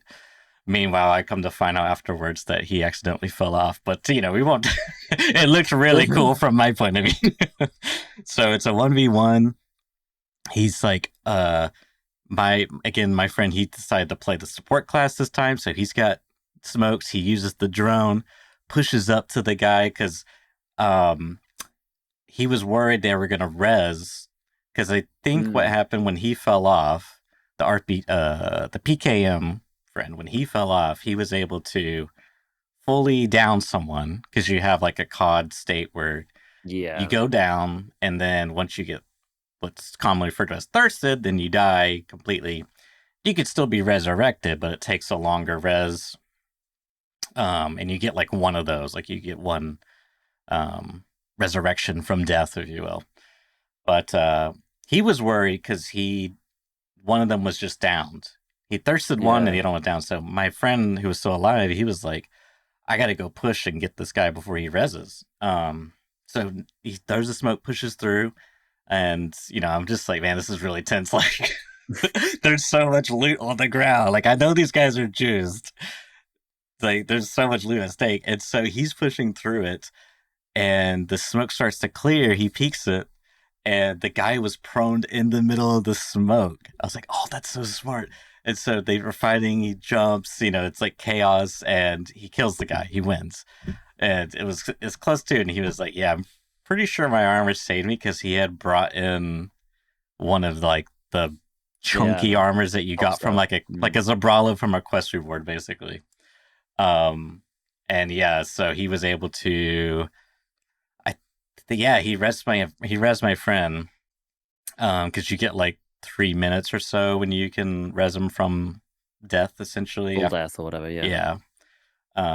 Me, I was like, guys, I'm long gone. I'm just like, yeah. I definitely, I had paid the price for learning, my mistakes there. I had paid the price, but they got all the loot. Like, I was just like, guys, that was like I felt like it was an action movie. The boss fight sequence specifically, like I was really blown away. It was very masterfully done. I was very impressed. It's very cool. Like I was very impressed early on, just the interactivity of the maps and stuff. It's like one of the things I like the most. Like if they had a solo mode, and I know that they've talked about it, and people keep talking about a solo mode. If they had a solo mode, I'd be right on it. But playing against threes is just like hard, and I don't want to play with randos really. And it's just I kind of want to just play solo, but we'll see. But no, I was always very impressed with the way it's just like you go in and then there's this random thing, and like there's the boss there. It just like dynamically changes what you want to do when you get there and stuff. It's like it's such a weird blend of hero shooter, DMZ, Tarkov, Call of Duty. It's like a mixture of loads of different bits and pieces. I see lots of people talking about it very favorably at the moment, but I'm still yet to jump in and play. I don't know. Maybe I'll try. I don't know. Lots of people seem to really like it, so I don't know. Maybe it's worth it, especially in the next couple of weeks. While Tarkov's still just going to be dead until probably the very end of December. Yeah, you should give it a go for sure. I mean, I do agree that solo is kind of, if you specifically want to queue solo, like there's a option to fill your party essentially when you queue. Yeah, which I get it that some people just want to play. So, I mean, the nice thing is there is some protection against griefing, right? Like you can't team kill for one. Yeah, well, there's no friendly fire, is there? So yeah, and then if you open a locked room with your key card, you get like priority for any of the items in there for like a minute or however long. Like it will literally just have like a timer on the items, so people can't like gobble up your loot necessarily like that.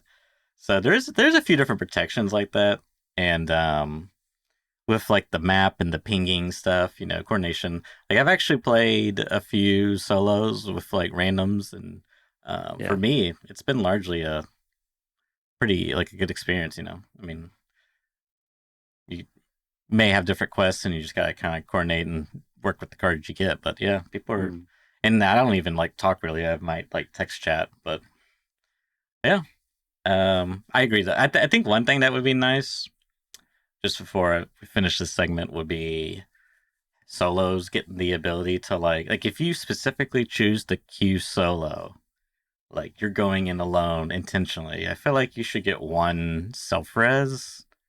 I think so. Because it's just like, and even then, like when you're when you get res when you're downed, it takes 10 seconds.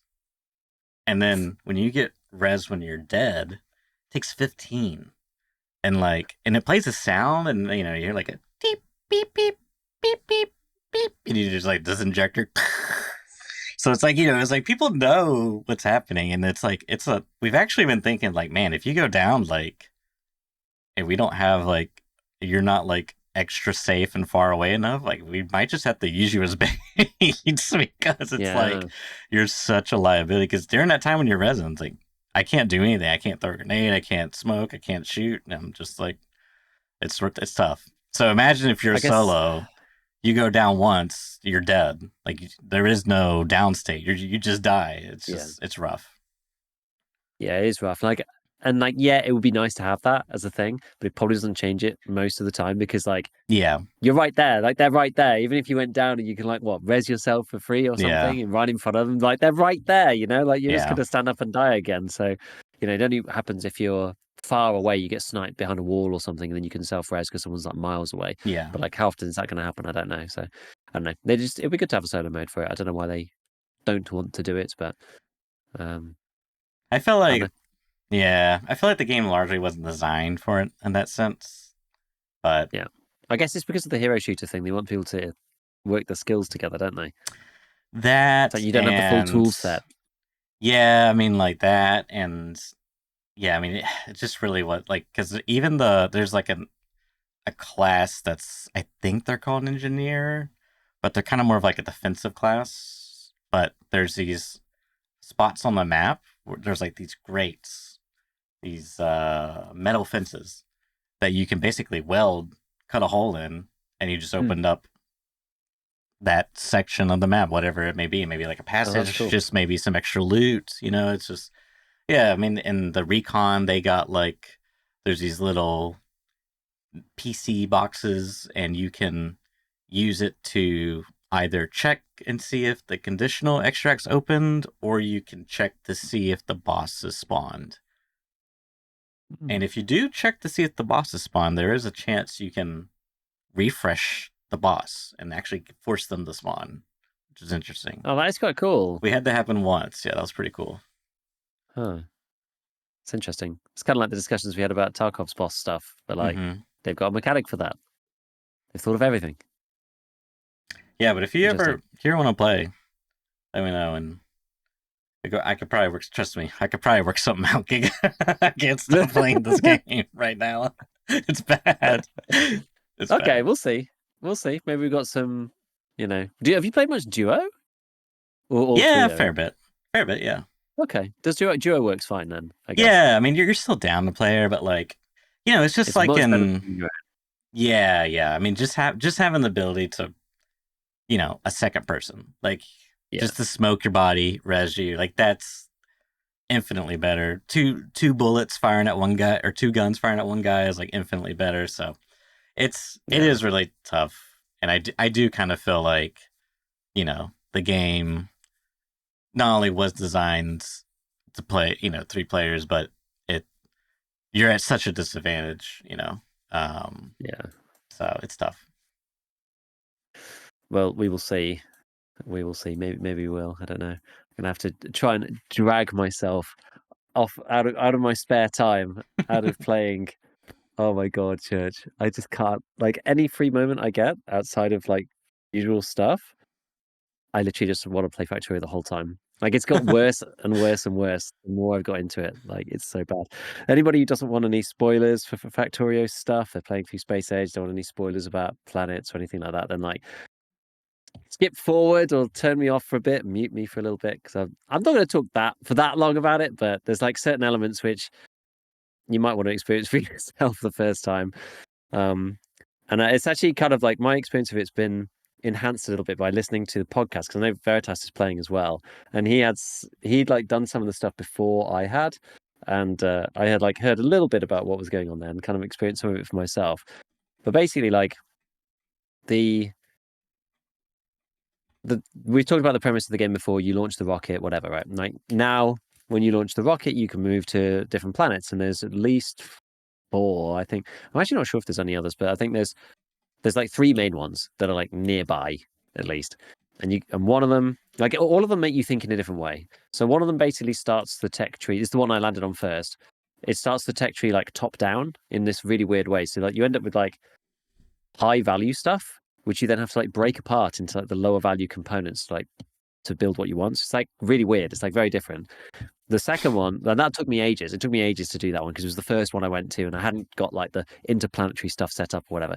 So then you go to the second planet. It's like, well, you've already got an interplanetary thing set up now, so now it's a lot easier. You can like bring stuff in. I think I told you last time, like the first planet, I didn't realize there wasn't a way back, so I got like stuck there, and I had to like build the way back from scratch on the planet. With like my main base is just like running on its own, just doing its own thing back at home, and I hadn't automated it in a way where I could like bring stuff without me being there. I had to physically be there to bring stuff.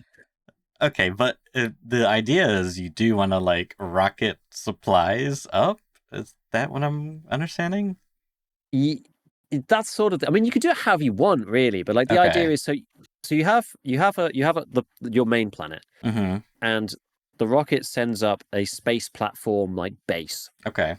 And you have to build something in space. You have to send every piece up in the rocket. And the rockets are like, later on, that it's kind of trivial, but like when you first do it, they're like kind of expensive to make each rocket, and each one can only hold so much stuff. So you have to like really think about how you're going to design this thing, because you got to basically make the fuel up there, harvest asteroids with like grabbers, put gun turrets up so you can actually fly through space and not get destroyed by other things. I went through like 5 different design iterations to build the damn platform up in space so I didn't get blown up on the way to the other planets. So when I finally did it and found something that was like robust and resilient and actually worked as like a standalone thing, when I flew it to the other planet, and then you're just in orbit, and it's like, oh, go down. Like, going down to the planet is easy. You just go in the little rocket and it lands you down, right? It takes no energy because you're falling out of space. And then I was just like, oh, well, I'll just go back into oh, wait, I need a rocket launcher platform on this other planet. But like, I had nothing, right? So I was like stuck there until I rebuilt the launch silo. So I was quite fortunate that I went to this one, because it starts off, as I said, it's kind of like the idea is it's ruins of an ancient civilization is sort of the deal. So there's like scrap there, like high-tech scrap. So you have like the top of the tech tree, but nothing else. Oh. And you have to use these special machines called recyclers to like break apart the top stuff into its like components, so you can like work your way backwards through the tech tree. It's like really interesting. Weird. Yeah. It's very interesting.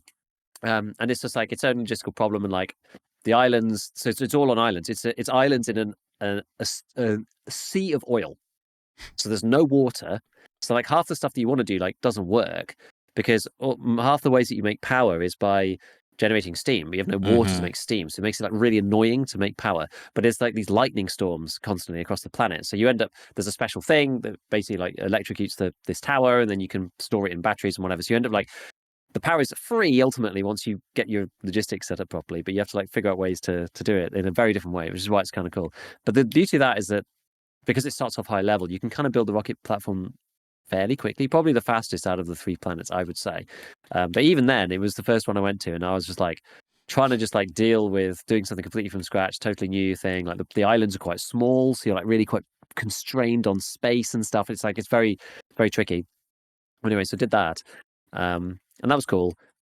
Went to the next one, but by that point, I'd got myself back up into orbit, had figured out how to actually get the platforms to go back and forth between the two things and bring in supplies and accelerate the progress. So I went to the second planet, which is the volcano planet. That one's all about metals and kind of like metal processing is kind of the idea there. It's like they reintroduce completely the whole system of mining stuff. Like in the base game, you mine ores. It's a usual like Minecraft style fantasy like progression. It's the usual thing. It's like you mine an ore, you put it in a smelter, it bakes a plate, right? It's like that style, the old style. It's like every survival game ever that's included a furnace has got this kind of like thing in it. This one though is different. So it's like there's just like lava, and you like pipe the lava into these machines, and then you make like molten metals, and then you just like cast stuff directly. It's really cool, and they're like the machine's like hyper efficient, really good, but you have to get it in this like molten metal format. And the thing that makes that one tricky is that to do the certain like special techs on that world, you got to find what's it? I think it's tungsten. You got to find tungsten, but it's often this kind of like hatcheted, like crossed out area, and in there live these like big, huge worms, a bit like the worms from Dune, but like lava worms kind of thing. And you have to go and like kill. They don't go out of the area, so your little area that you start in, you're all right. But if you go and build anything there, they'll like come over and just like trash your stuff and like actually just like they'll fuck you up. So I had to like build a tank and bring in like proper stuff, like go and kill the worms before, and then when you kill it, it opens up its area that it was like controlling, I guess, and then that's safe. So every worm you kill, you open up more of the map. Oh, so like, cool, okay, this is kind of neat. So I whipped through that and did that quite quickly, because also it's like, other than that, it's like fairly straightforward mechanics, and I didn't actually find it too hard, and that was all right. Did that. So I finally landed on this final planet, right, called Gleba, and I've been hearing about Gleba because I like pop onto the forum, like on Reddit every now and then, just like see broad stuff about what people are talking about this and that. And I've looked up like one or two little things just to see like what people have said about various bits, and I keep seeing references to Gleba everywhere, and it's like people saying it's terrible. I'm never going back. Like it's awful. So I'm glad I saved it till the last. And it's basically the organics planet, and there's no metals at all, and the whole planet is like super weird. You really have to think about it completely from scratch. I'd say the volcano planet is probably the most normal one, and this one is just like Gleba is just so crazy. So it's all like squishy, organic, like marshes, like weird swamp stuff. Like the whole place is just like creepy as hell. And there are enemies a bit more like the normal map of this one, and they're called pentapods, and they're like 5-legged spiders that like roam around the map. And the whole thing's great. Like, so to start with, there's two trees you have to harvest, and there's like resource from both of them that you have to kind of process.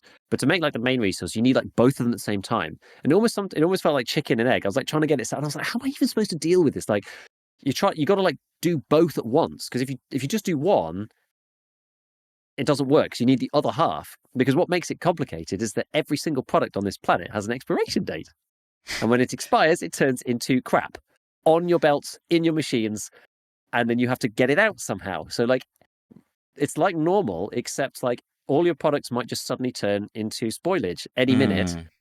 There's a timer on them, so it is time based, but you have to have like things to retrieve the spoilage. Otherwise, they just like gun couple your belts with stuff that you don't want in there. So it's like real pain. So you're like, well, let me just set up this half, and then you like go and do the other bit. And you come back, and everything's just like this is spoilage everywhere. You're like, oh my god, this is so annoying. You like need to like run everything.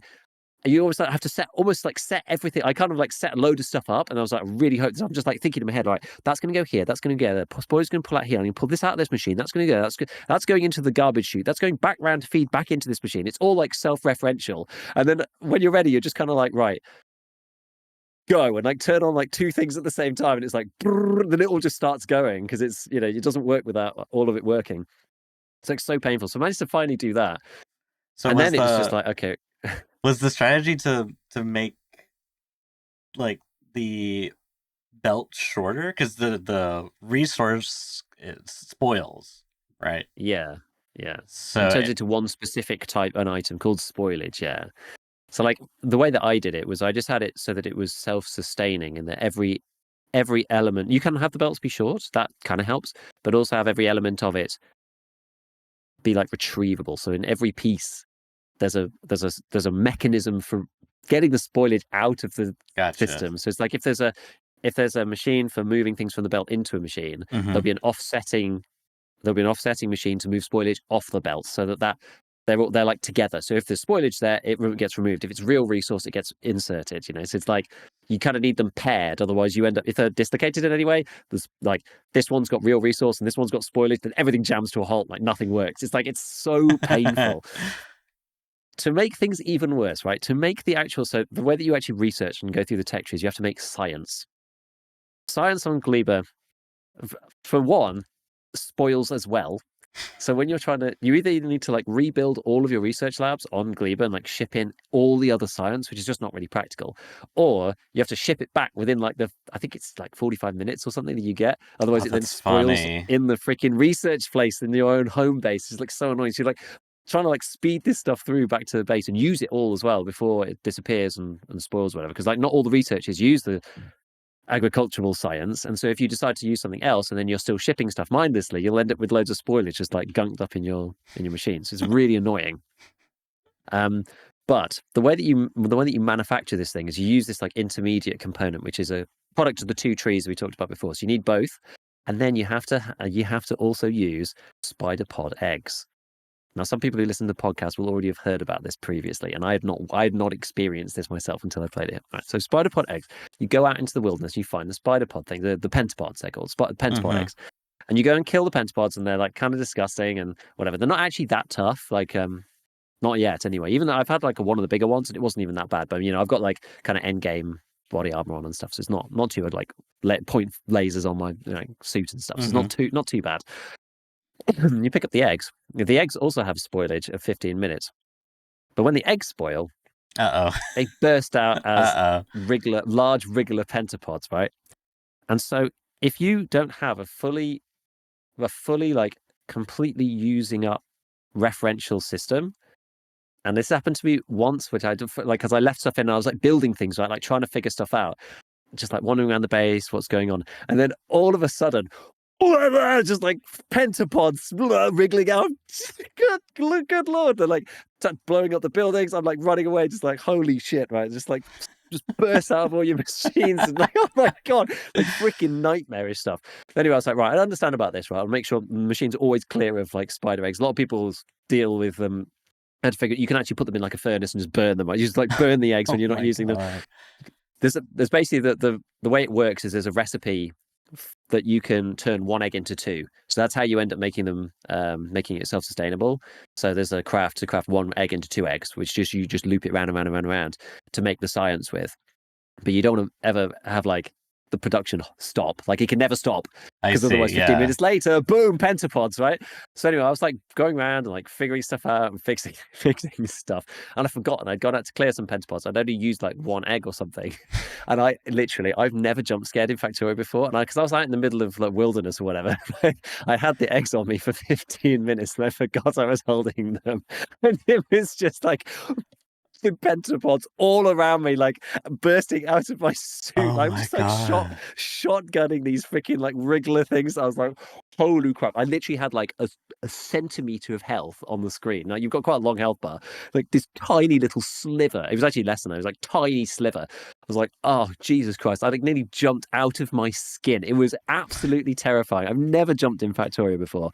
I was not expecting it. Like you're like deep in like thought about like system design and like you're like it's proper like deep work when you're like doing it, right? It's like, if you're designing like an electronic circuit or something, and then suddenly there's freaking spiders. It's crazy. It's actually crazy. So just like the whole planet is just, it just makes me sad. It just makes me sad. But I actually was like, I think I was actually feeling a bit like downbeaten by the game a bit, because when I was first there, it took me ages to figure out actually what to do. I was like, I actually like don't even feel like I'm making any progress. I'm just like trying stuff and things are just getting filled with spoilage and things. It was just like, it was almost like quite demoralizing. I can see why people don't like the planet, because it's quite hard. Like on the other ones, you kind of progress bit by bit. You're always making incremental progress and everything you do just kind of stays there. Whereas on Gleba, it's just like, if you don't do it right, like the machine just simply doesn't work and everything turns to spoilage and then it's just useless.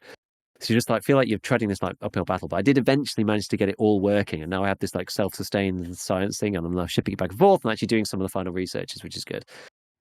So once you do that, you can combine them all, and there's another planet which is like a frozen world, which I've not been to. That's going to be like the next one. But man, it's crazy. Like I'm nearly 100 hours deep on this playthrough, which is a lot for me. Like, and I feel like I'm maybe 2/3 of the way through like the content, I guess, maybe half to 2/3 of the way through. I'm not actually sure exactly how much more there is, but it's a big game. There's a lot to it now, especially with Space Age. It feels more than twice the size, although it probably does feel that way because, you know, I'd played through 3 times before, so I already knew the first part of the game like pretty well.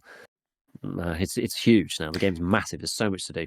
Yeah, I didn't expect. I mean, it sounds like it because different planets and biomes. I mean, of course, I'm not really that. I still need to play Victoria. I have the base game, and I decided to play it, and eventually that would happen. But until then, you know, I'm still kind of like abstract world for me when I hear you talk about some of the stuff. Yeah. But I'm quite surprised about the different planets because I just kind of imagine like, oh, you shoot a rocket ship up, and then you have like a space station that now that's the new thing. But the fact that you're like shipping stuff from planet to planet and, you know, back to home world and whatnot, like that's really cool. Yeah. I didn't expect that. So I can imagine it being like, you know, it's just like the machine itself is on the planet and now it's just the machine must grow into the space.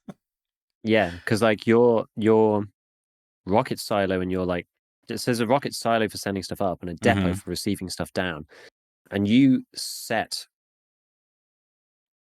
in a combination. So in the depot, you set what the planet wants, and on the platforms, you set what the platform wants to receive from the rocket, and you can automate this stuff. So you can say, you know, it's hard for me to make blue circuits on Gleba because I don't have the right resources, but it's very easy to get them on Fulgora because I'm at the top of the tech tree there automatically.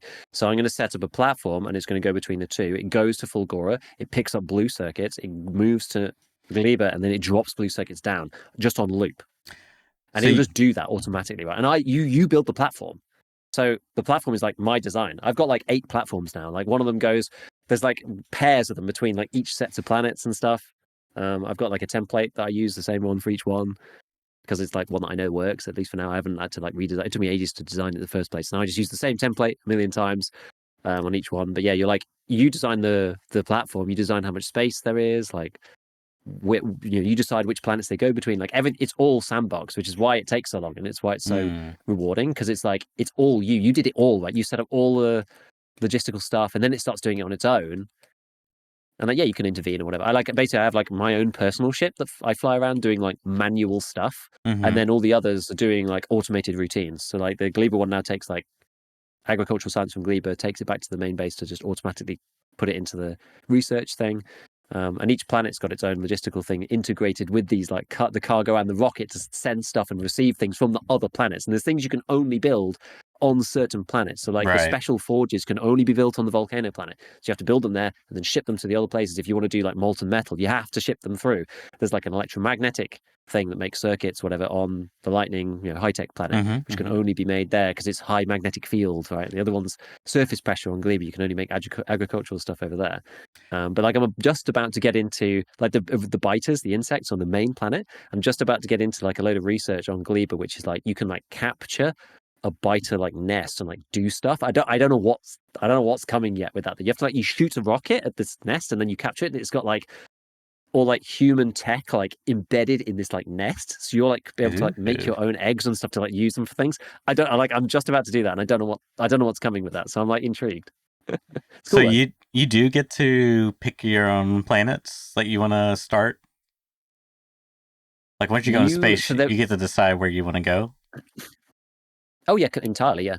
Which is interesting because then, you know, it's like you could do the high-tech planet where you start at the opposite end of the tree, or you could do the lightning, or you could do Gleba first. I don't know who would, based off what you told me. There's a mod that I saw on the Reddit which allows you to pick your starting planet. Oh, so that's super interesting. The spaceship, and someone would like crash the spaceship on Gleba and they were just like, never again. But like, you can technically, they're all designed in such a way that you can start and build the rocket on any of them. It's immaculately designed. The game's so good. Yeah, that's what I was gleaming from it. It sounds, because it almost turns into like a roguelike experience where it's like each playthrough is different because if you choose a different route, so to speak.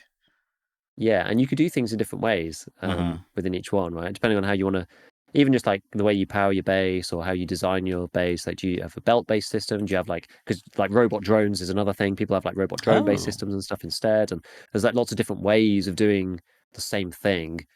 Use lots of trains with rails, to like move stuff about. And it's that's why it's so cool, because it's like gives you all the tools and then you go and do the thing. And it's like, and all the tools, and you get better and better at the tools as well. Like I've finally reached the point where I understand how to like completely automate bases and have them fully build stuff and completely do anything I want without me even being there.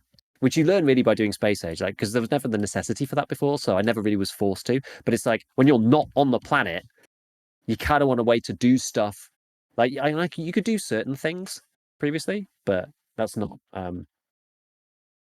You could do certain things previously, but like unless you've set it up in a certain specific way, you can't do anything. And now I know how to like basically set it up in such a way that when I leave, if I go, oh, I just need to do whatever, I can just like build anything, place it anywhere, whatever, using like bot networks and like automated fabricators and stuff. Like it's just because of the way it's done, I'm like, I suddenly get it now. It's like, it's such a conceptual game. It's like the thing that I love about it is the thing that I love about a lot of games, which is where all the tools are there and it's you getting better. Like you're getting better at the stuff at the game, right? It was all available previously. Like obviously there's tech trees, you have to work through it.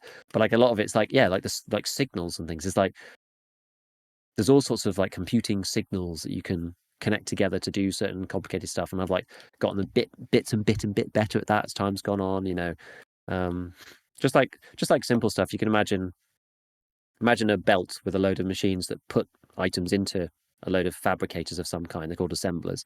And you send in a load of items from one side.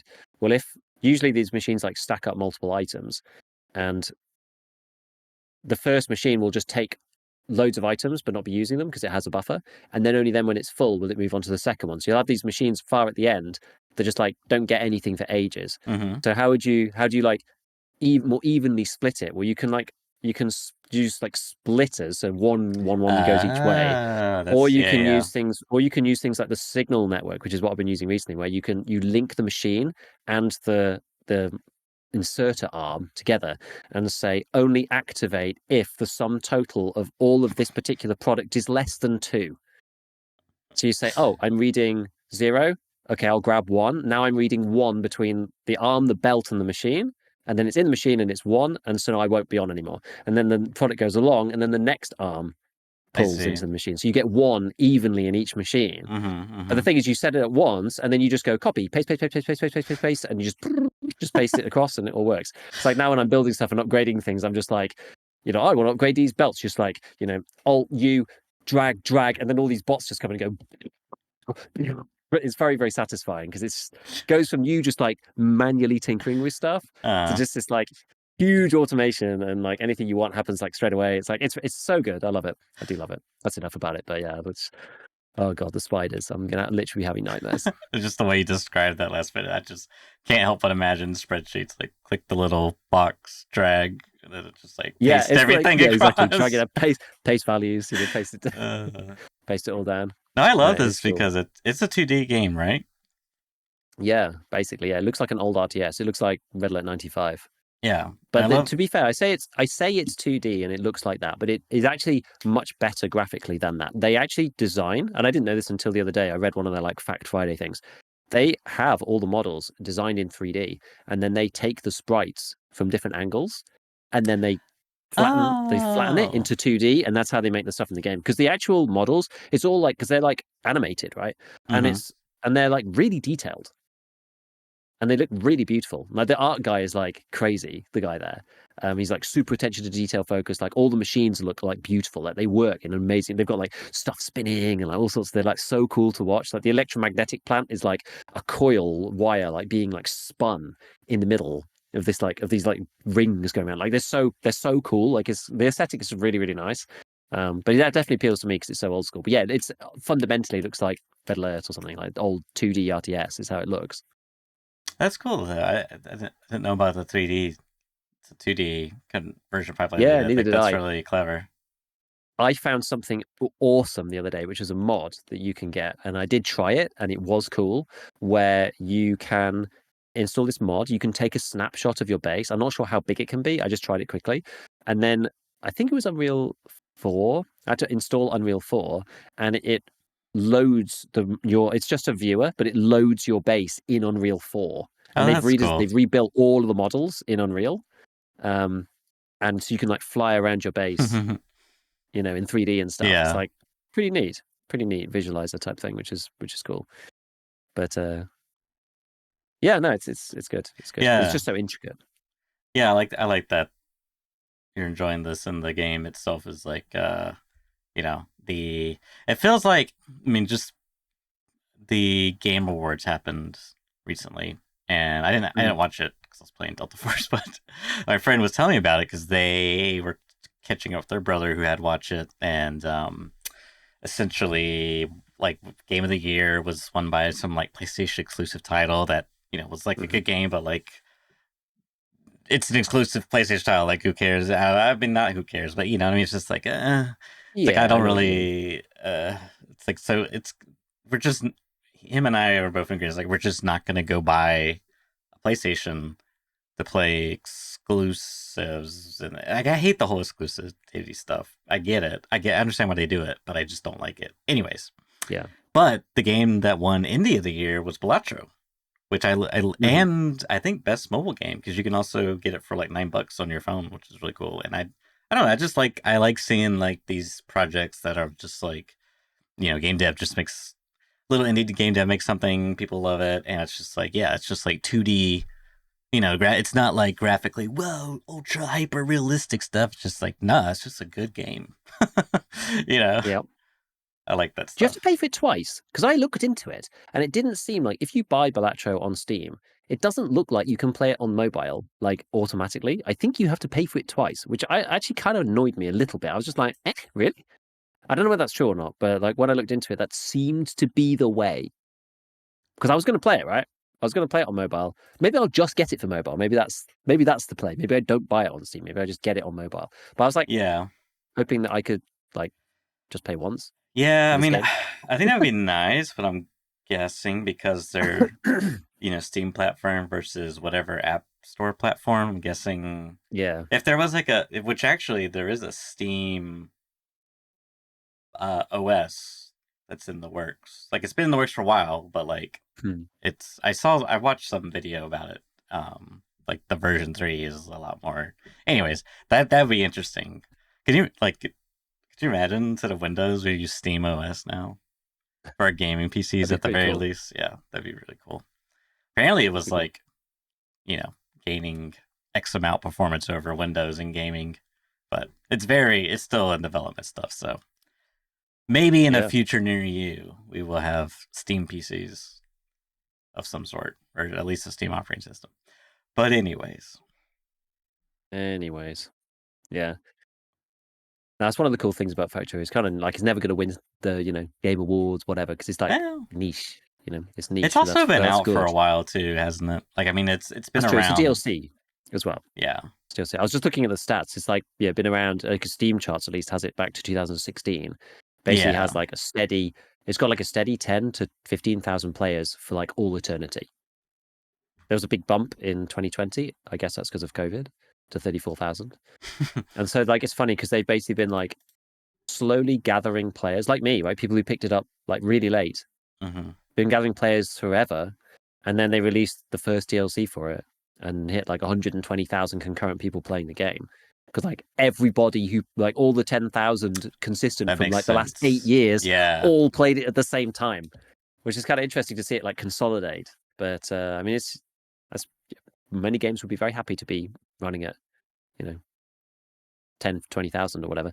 And I guess, so yeah, it was 21st of October it came out. And then right now it's at 30,000. So yeah, slowly just dropped off a bit. But of course. But a game like that, it's like, it's not necessarily a live service game. I mean, it's not, but the way they, I mean, I'm sure they want to release either more DLCs in the future, or just brand new IP, or just like Factorio 2. Like, there's so many options for them. They definitely got like a player base, right? There's an audience that wants to play this type of game or these types of games, or so, like, yeah, that's good. Because not every game needs to be the mass appeal Snoop Dogg skins. Where's my Snoop Dogg skin? I can't play this garbage. Where's my latest battle pass? Exactly. Apparently they're doing 2.1, which is going to take 2 months, and then says they're playing with ideas for a new game. The lead developer is thinking about something related to World of Warcraft in a similar way as to how Factorio is related to Minecraft. I don't even know how that would begin to work. You can imagine an MMO like Factorio. That'd be crazy. But it just reminded me of another thing. I'll mention briefly from the Game Awards. That's speaking of developers, the new games. Elden Ring. They're making a new Elden Ring game, but it's not set in Elden Ring. But it's Elden Ring. I don't know. It's like it's a new, same universe, new lore or something, new story. okay. But this one is co-op. They're like intentionally making it a co-op experience, which is like, previously it really wasn't a co-op. Like, yeah, you can, do fight a boss together, but there isn't like this entire world space you could play unless you use mods. But then you have to get into like, I can't play. Got to make sure mods install properly, and can't transfer my saves over, otherwise it will ban me or something. Like there's a lot of like hairy stuff. So I'm interested in that because it's like, whoa, did they see like, okay, people, the modding scene, people wanted this, maybe we should look into it. And then I don't know. I thought so. I just found that interesting that it's like they intentionally wanted to do a co-op experience, but I don't know. We'll see. Yeah, we'll see. I've still not played the first one, so well, it's too much to play. That's honestly, on the back burner. Baldur's Gate 3 is on the back burner. There's just like too many things that are like massive investments of time. I'm at the point now. I'm waiting for Baldur's Gate to go like, below half. That's the thing that sucks about some of these games. Is like I really want to play that, but I'm waiting for it to like the right time or it to go on sale. But because the game's so popular, it's like it's never gonna drop below like you know what I mean? Like some bargain bin deal. It's never gonna happen. I know. Not until like 10 years later, right? Mm-hmm. So exactly. Well, we'll see. Yeah, we've just got to keep an eye out. There's enough of them though that like one will pop up. One of the things that you're watching will pop up at some point. Yeah, still need to play some of the stuff that I bought on the Steam sale last time. I'm looking at my desktop. I got 9 or so games. I did play Hyper Demon. I talked about last week. Yes. How was that? It was I mean, it was interesting. It definitely was like, whoa. Like, I don't know. I because one of the things I did, the FOV by default is at 90, but you can slide it all the way up to 180, I think. Okay. Which I did. But because of that, because that essentially means I have full 360 view. Because remember, whatever's behind you highlights in the red. But because the FOV is at 180 and this is a 16:9 monitor, that means that the edges, basically, if I'm looking level, straight, everything looks fine, relatively speaking. Unless something's around the edge, then obviously it'll be distorted. But there's a playing field, right? Like a little sphere, a cylinder that you're playing on. But if I look slightly up, it's like the distortion on the edges of the sphere, it's just whoop. So if you look up or down slightly, because the FOV is so insane, it's just the edges get really distorted. So it's a little wrapping my mind around it playing FPS. It's a little weird. And then you jump in the air and you look down, everything is just super distorted on the edges. I don't know. It might be best to recommend to stick on a lower FOV, but it's a interesting experience. I need to play it. I basically did the tutorial levels, and I didn't finish them all, but it's got it's unique. It's an experience. And the art style was crazy when we looked at it. I was like, I don't even know what's going on. It looks like someone having acid attack of some kind. Yeah, acid attack, and they saw Angel and Demons and made a video game about it. That's exactly what it looks like. Yeah, a bad trip of some kind. Yeah, really bad trip. So yeah. Interesting. All right. I think we will conclude today's cast. Thanks for tuning in. We'll see you all next week. Probably, I'm hoping Christmas fight, but fingers crossed till then. Yes, we'll be on a slightly different schedule, I think, maybe, or maybe we do it early or something next week because I won't be available on the Friday, but we'll sort something out. It'll be okay. We'll figure it out. All right. As always, thank you for tuning in, and we will see you all next week. Catch you later.